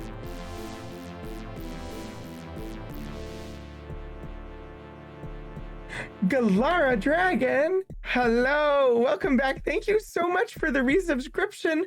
14-month streak, 15 months total. 15 little cherries there. I saw the 14 first and I read it, but the 15 is the exciting one. Hi. I was looking for magic to unlock a door.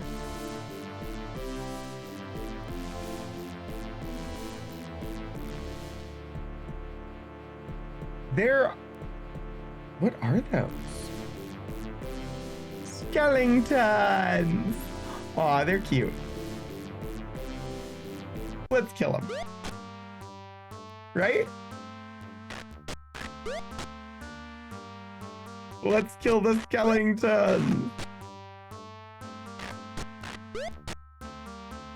Maybe? Okay, they don't seem to want to die.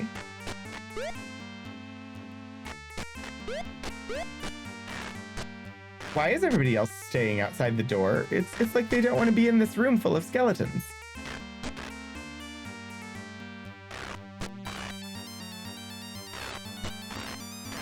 Why? What did the skeletons ever do to you? Well... failed to hold my flesh up? I don't know. Their bones got broked? He's frying pan! They refer to it here as a skillet, but very much the best melee weapon in existence. No, I don't want to look at Katrina. Katrina, what are you doing there? I was looking at the bag. I have now a second backpack. It is empty. Excellent, excellent. I can now put the pieces of the map in their own backpack.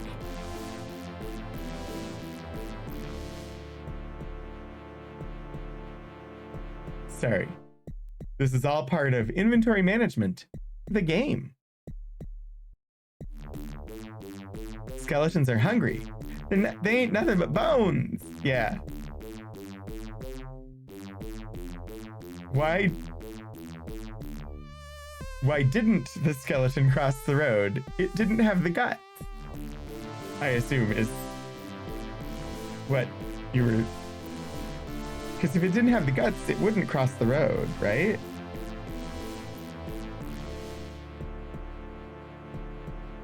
Yeah, okay. I figured out what was wrong with it, but it is a good joke. It's a good dad joke.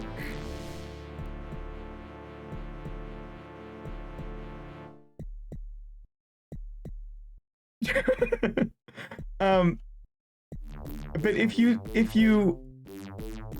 slink out of shame, then you won't be in the dungeon with us anymore. Because we're presently in the dungeon shame. So it was very appropriate for current location.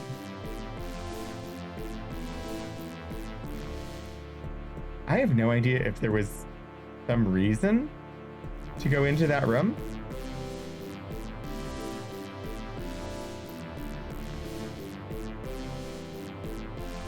I don't actually know where we're supposed to go.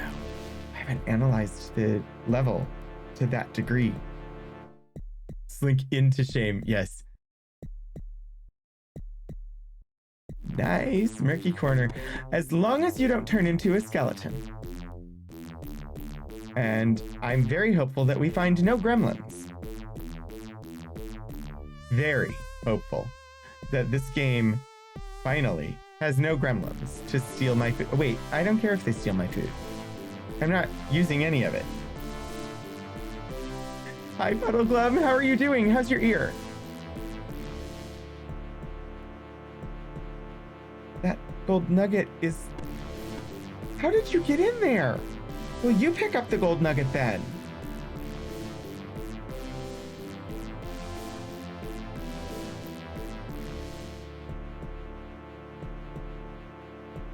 Oh, there's a ladder down. We'll come back here then. Instead, we will wander northward across the little boggy bits. Skeletons came back really freaking fast.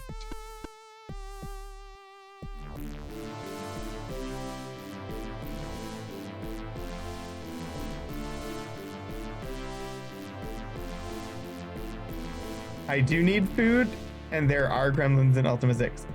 I mean, I presume at some point I will need food, but so far, I really haven't been using it at all. I've just been carrying it around, and I haven't been using it because whenever I need healing, I go see Lord British.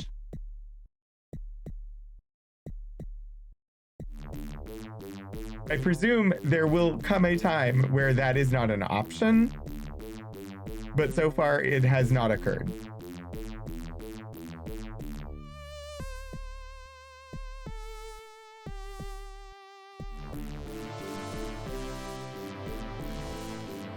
I'll eventually see why. Maybe this episode?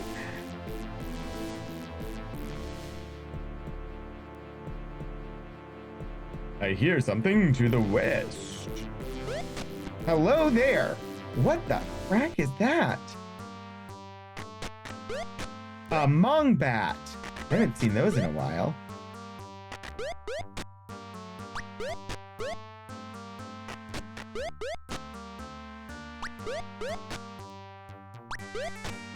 Okay.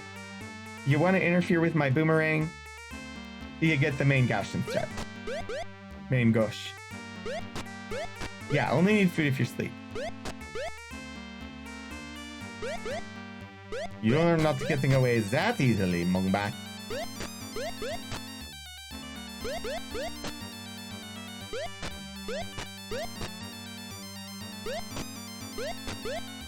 It zipped over here so fast. Wow, we missed so easily. I find a treasure chest. Oh dear.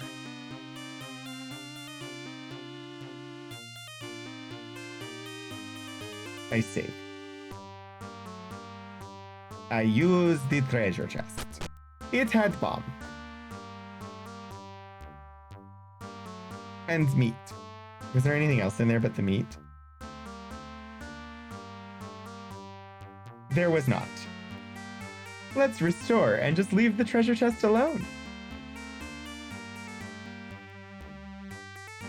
I have lots of food.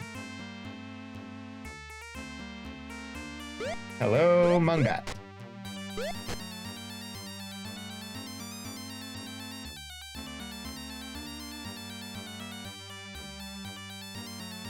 What's this one do? Heavily wounded is good.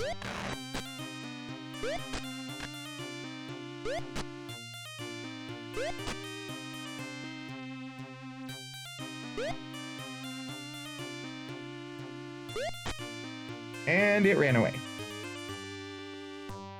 You find a dagger, a dagger, a dagger, a dagger, a dagger, a dagger, a dagger, a dagger, a spear, a spear, a spear, a spear, a spear, a spear, and cloth armor. That was more than a dagger, dagger, dagger.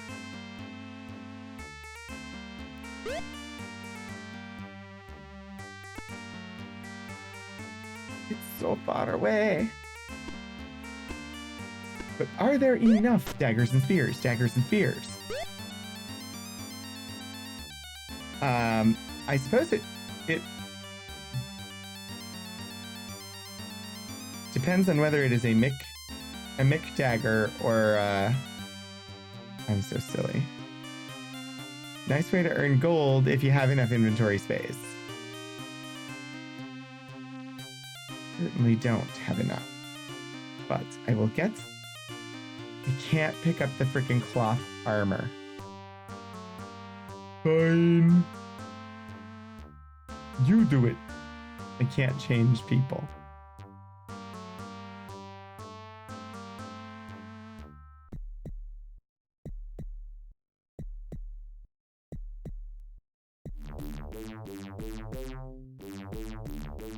Just pick up the things so that we can get the gold nugget, and then you can drop all the things.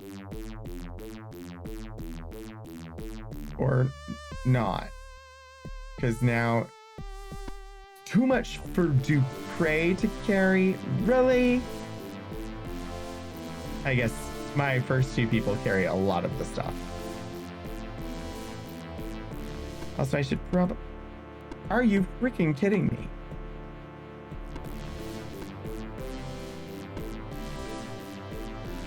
Get a stalagmite. There's a freaking stalagmite in the...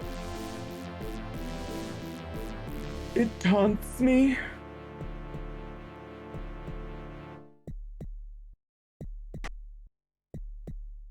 I can't get that nugget.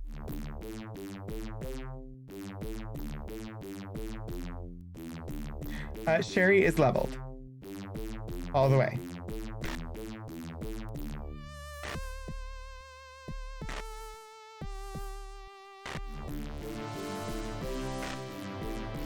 Oh wait, Sherry can go in there. I never even thought about sending Sherry in. That makes perfect sense. It just never occurred to me. I'll do that in a second. I was like, why are they putting gold nuggets in places I can't get to?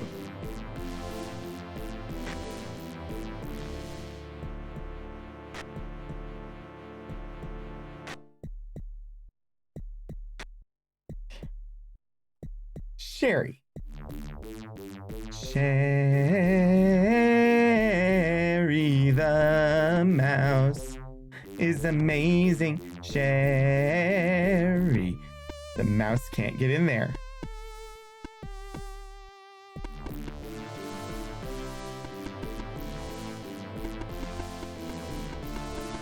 Sherry can't go past the stalagmite.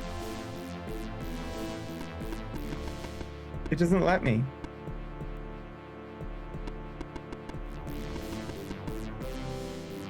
Well, in that case, that was my next try. Telekinesis. On the gold nugget. Blocked?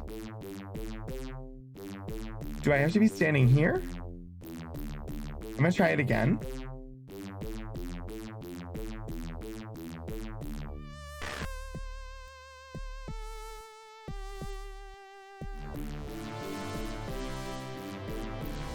So there's a stalagmite at the bottom as well. There just happens to be a Mungbat sitting on the stalagmite. I don't think it's possible to get.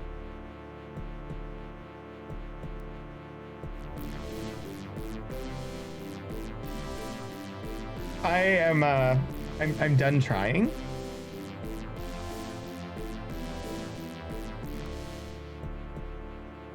Party up. Yeah, I'm done trying. Yeah, there's a stalagmite under it. I only saw the body too until I I moved everything and moved the body out of the way. And then I couldn't move forward because there was a stalagmite. It was frustration.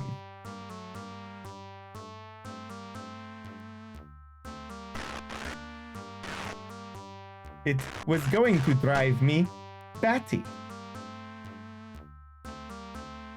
As in, toward where the bats are.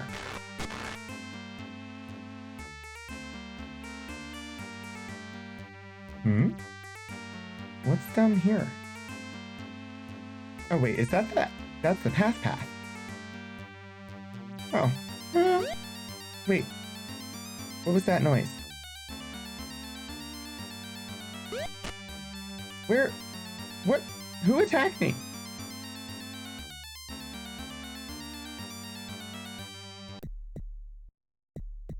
I have no idea where that damage came from. Somebody hit me. Was it one of you? It was one of you, wasn't it?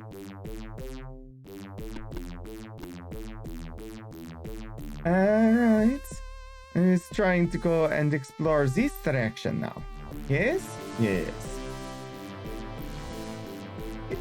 It is currently 6:15 p.m. Please prepare to save as we come in for a landing. Thank you, Alexi. I cannot go over there without a boat.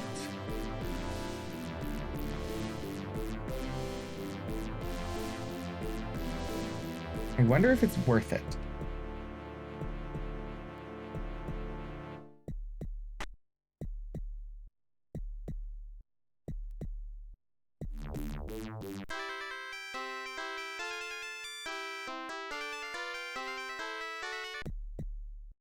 Is she gonna be stuck over there?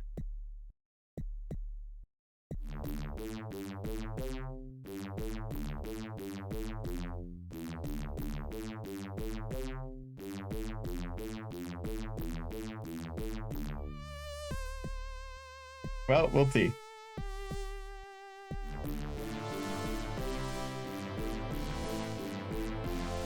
I am not leaving it there unattended.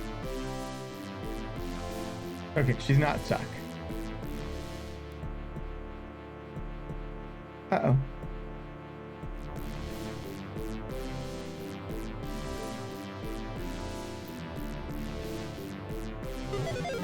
Someday I'm gonna have to replenish some of these ingredients. I'm down to 88 possible casts of Great Light. Slimy.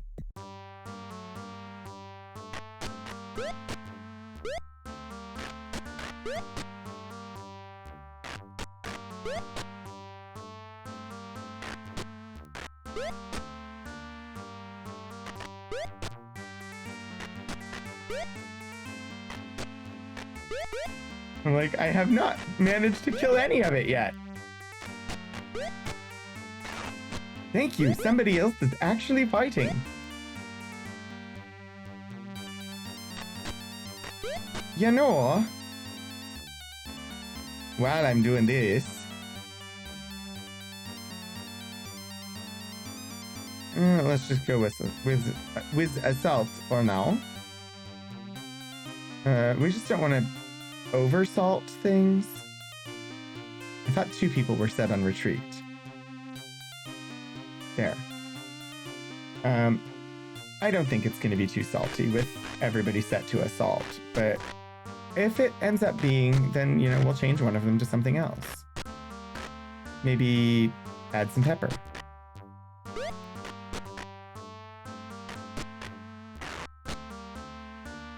I mean, Sherry's there, so that helps to cut the salt a little bit.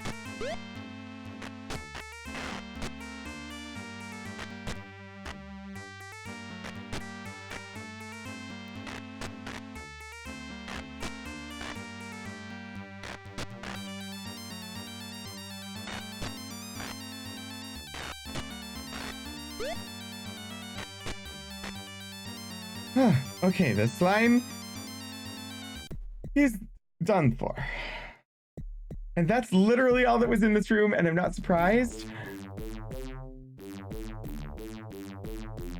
I'm not angry. I'm just disappointed.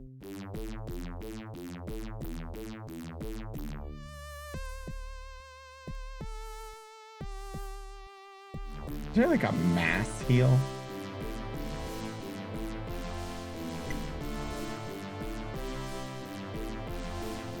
Oh. Let's see, who is this? Me, Dupree Shamino. Could use a heal.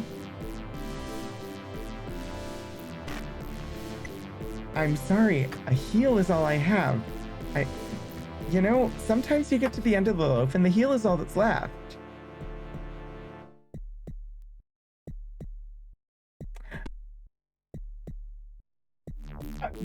Possible, but it's not worth me going back there at this point.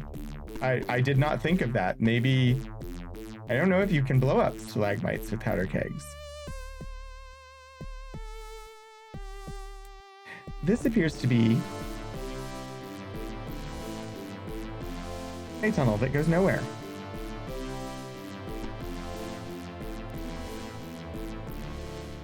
It must have been some pork barrel spending. That's how you get a tunnel to nowhere.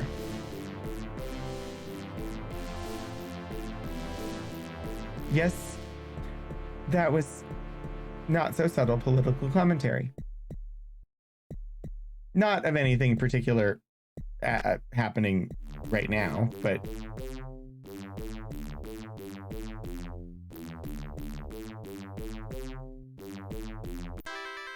aren't we all a tunnel that goes nowhere if you think about it?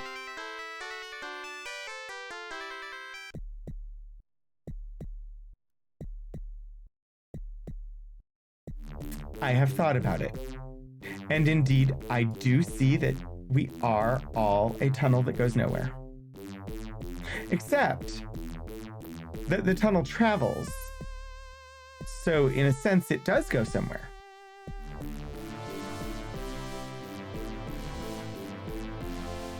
Because anytime our body goes somewhere else, the tunnel has also gone somewhere. So it's a Schrodinger's tunnel.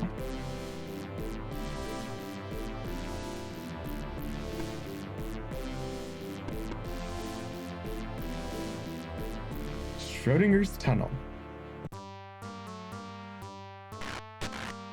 New on Broken 27.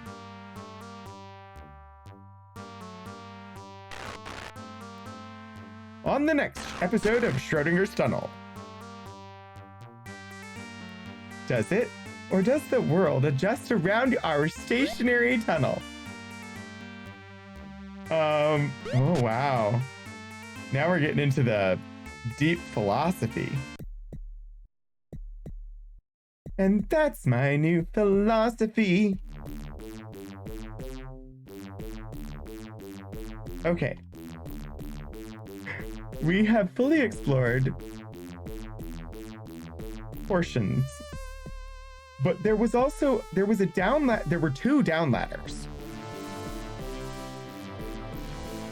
But we didn't fully explore all the way down here because we came across a down ladder. And I was like, oh, this must be the right way. And so we didn't go further. I wonder what's across the river. A river. Hello, alligator. It's the first alligator I've seen in Ultima, I think.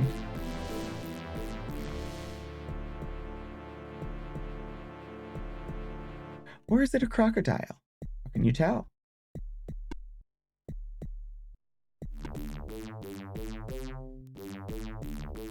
Do alligators get upset when you call them crocodiles and vice versa?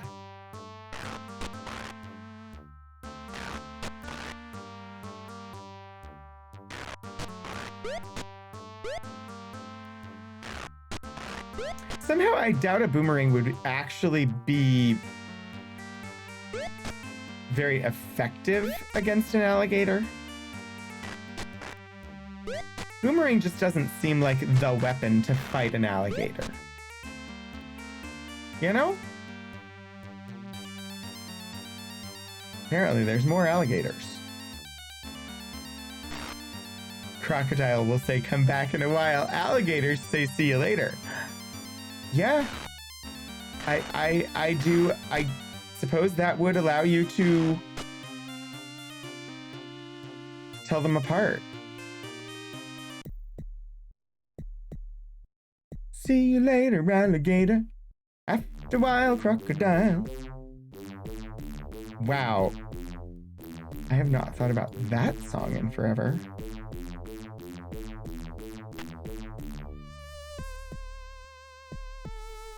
Use the skiff. Oh, you should never smile at a crocodile.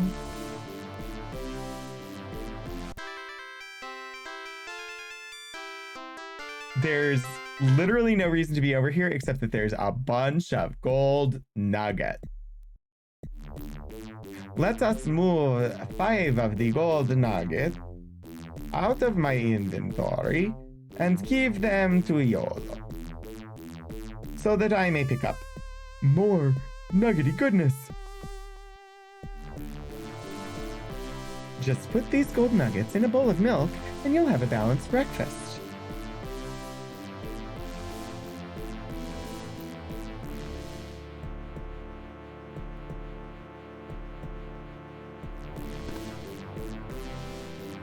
Except that cereal by itself was never a balanced breakfast. That's why they always pictured cereal with like a glass of OJ. Or, well, sorry, a glass of orange juice. Can't say the other one. Don't want people to get confused. But, or like next to a half of a grapefruit, or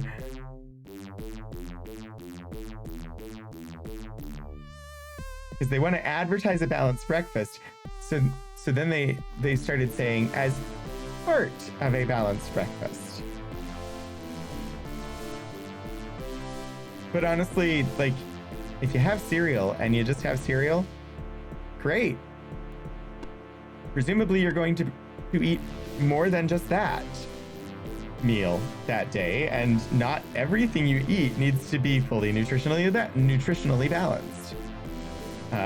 If you have a meal that is not nutritionally balanced, according to whatever the standard happens to be of the current day, you can always get those nutrients in a later meal.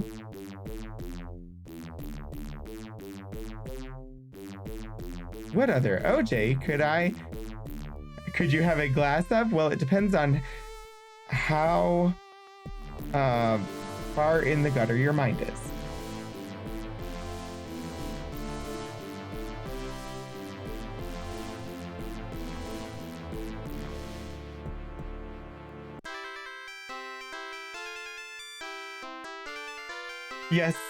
Yes, Cranberry. That was the silly that my brain was making happen.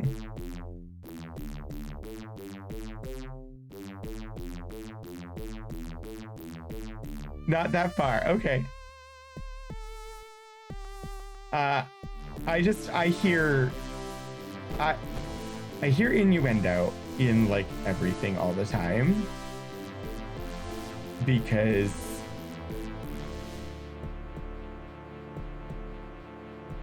for portions of my life, people always pointed out when I said something that could be taken suggestively. So now I hear it whenever I say something that could be taken suggestively.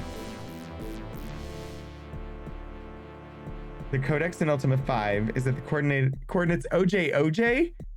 Of course, well before the OJ incident. Yeah. Amazing. I'm gonna try this ladder. You vote orange juice. There's literally nothing that I would want a glass of that would be referred to as OJ. because I do not like oranges. Like, oranges, the taste, the smell. If somebody starts peeling an orange across the room from me, I will start to feel nauseated.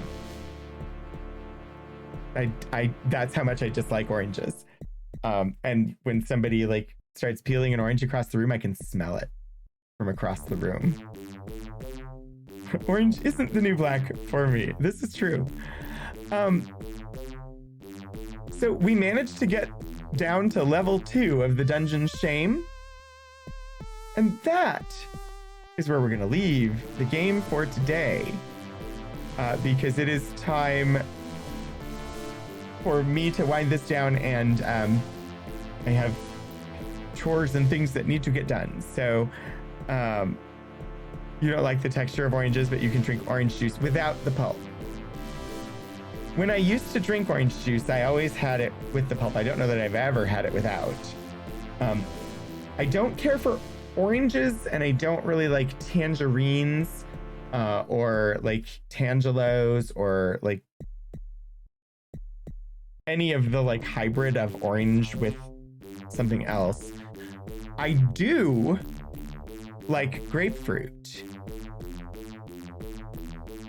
Only I'm not supposed to have it, because grapefruit, if you've ever been given a prescription medication, almost every single one of them, one of the potential reactions is grapefruit. Grapefruit and grapefruit juice have the it can have the effect of making a lot of medications less effective. Yeah, just about everything. And a lot of them, though, I recently learned a lot of them, they've never actually tested. They don't know what effect it will have. It's just that grapefruit interacts with so many things that entire classes have been listed as grapefruit will cause a reaction. Don't do grapefruit. And then kumquats. I like kumquats. That's another citrus fruit that I do like. So yeah, there are citrus fruits that I like. Oranges I'm not happy with. You have to drink it at a different time of day than when you take your meds, or in some cases not have it at all. This is true. Okay, so let's do this. Galara Dragon, thank you so much for the resubscription. Can you tell a dad joke? Thank you for the follow and for popping in. It was great to have you join us. Everybody who popped by today, thank you so much for joining. This was a lot of fun. I know I was a little more wacky than normal, but I don't think that's a bad thing. Let me see. I do want to say thank you to Elixir. It was good to have you here hanging out. I have lost... There's the icon. I was like, how do I check to see who I'm going to throw the raid over to if I cannot find my internet browser? It has been a day, a silly, silly day. Let's see. Tomorrow at 1 p.m. Eastern, I will be back with some additional Mass Effect Legendary Edition, continuing for the third week now, the Citadel DLC, the absolute best DLC I have ever encountered, ever. Monday, I will be stepping into Disco Elysium for the first time. And then coming up on Wednesday is my 100th episode of Archival Adventures. That is the show that I do where I show off actual materials from a working archives at a university. So if you're interested, you can stop by. That is at 2:30 p.m. on Wednesday. We will be back for more Ultima 6 next Saturday while we continue with the Dungeon Shame and continuing to go after these map pieces. Let's see. Well, after having been away for quite some time, Bree is back for a second week in a row. I think we're going to pop over to Bree. It says she's playing Super Metroid again. So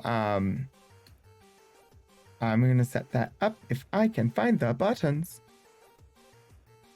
If you find yourself burning, baby, you've gone too far into Disco Inferno. So I'm going to set that up. We're going to be heading over to Bree in just a moment. If you'd like to join in on the raid, that would be wonderful. It would be so much appreciated if you say hello when we get over there. I do have a raid call. It comes in two versions. It comes in the subscriber version that uses my hello daggers. And it comes in a non-subscriber version where you get to throw pineapple pizza. So you can just copy paste if you want. That would be wonderful. Thank you once again, everybody, for joining me. I hope I see you all again soon. And until I do, get out there and do some shenanigans.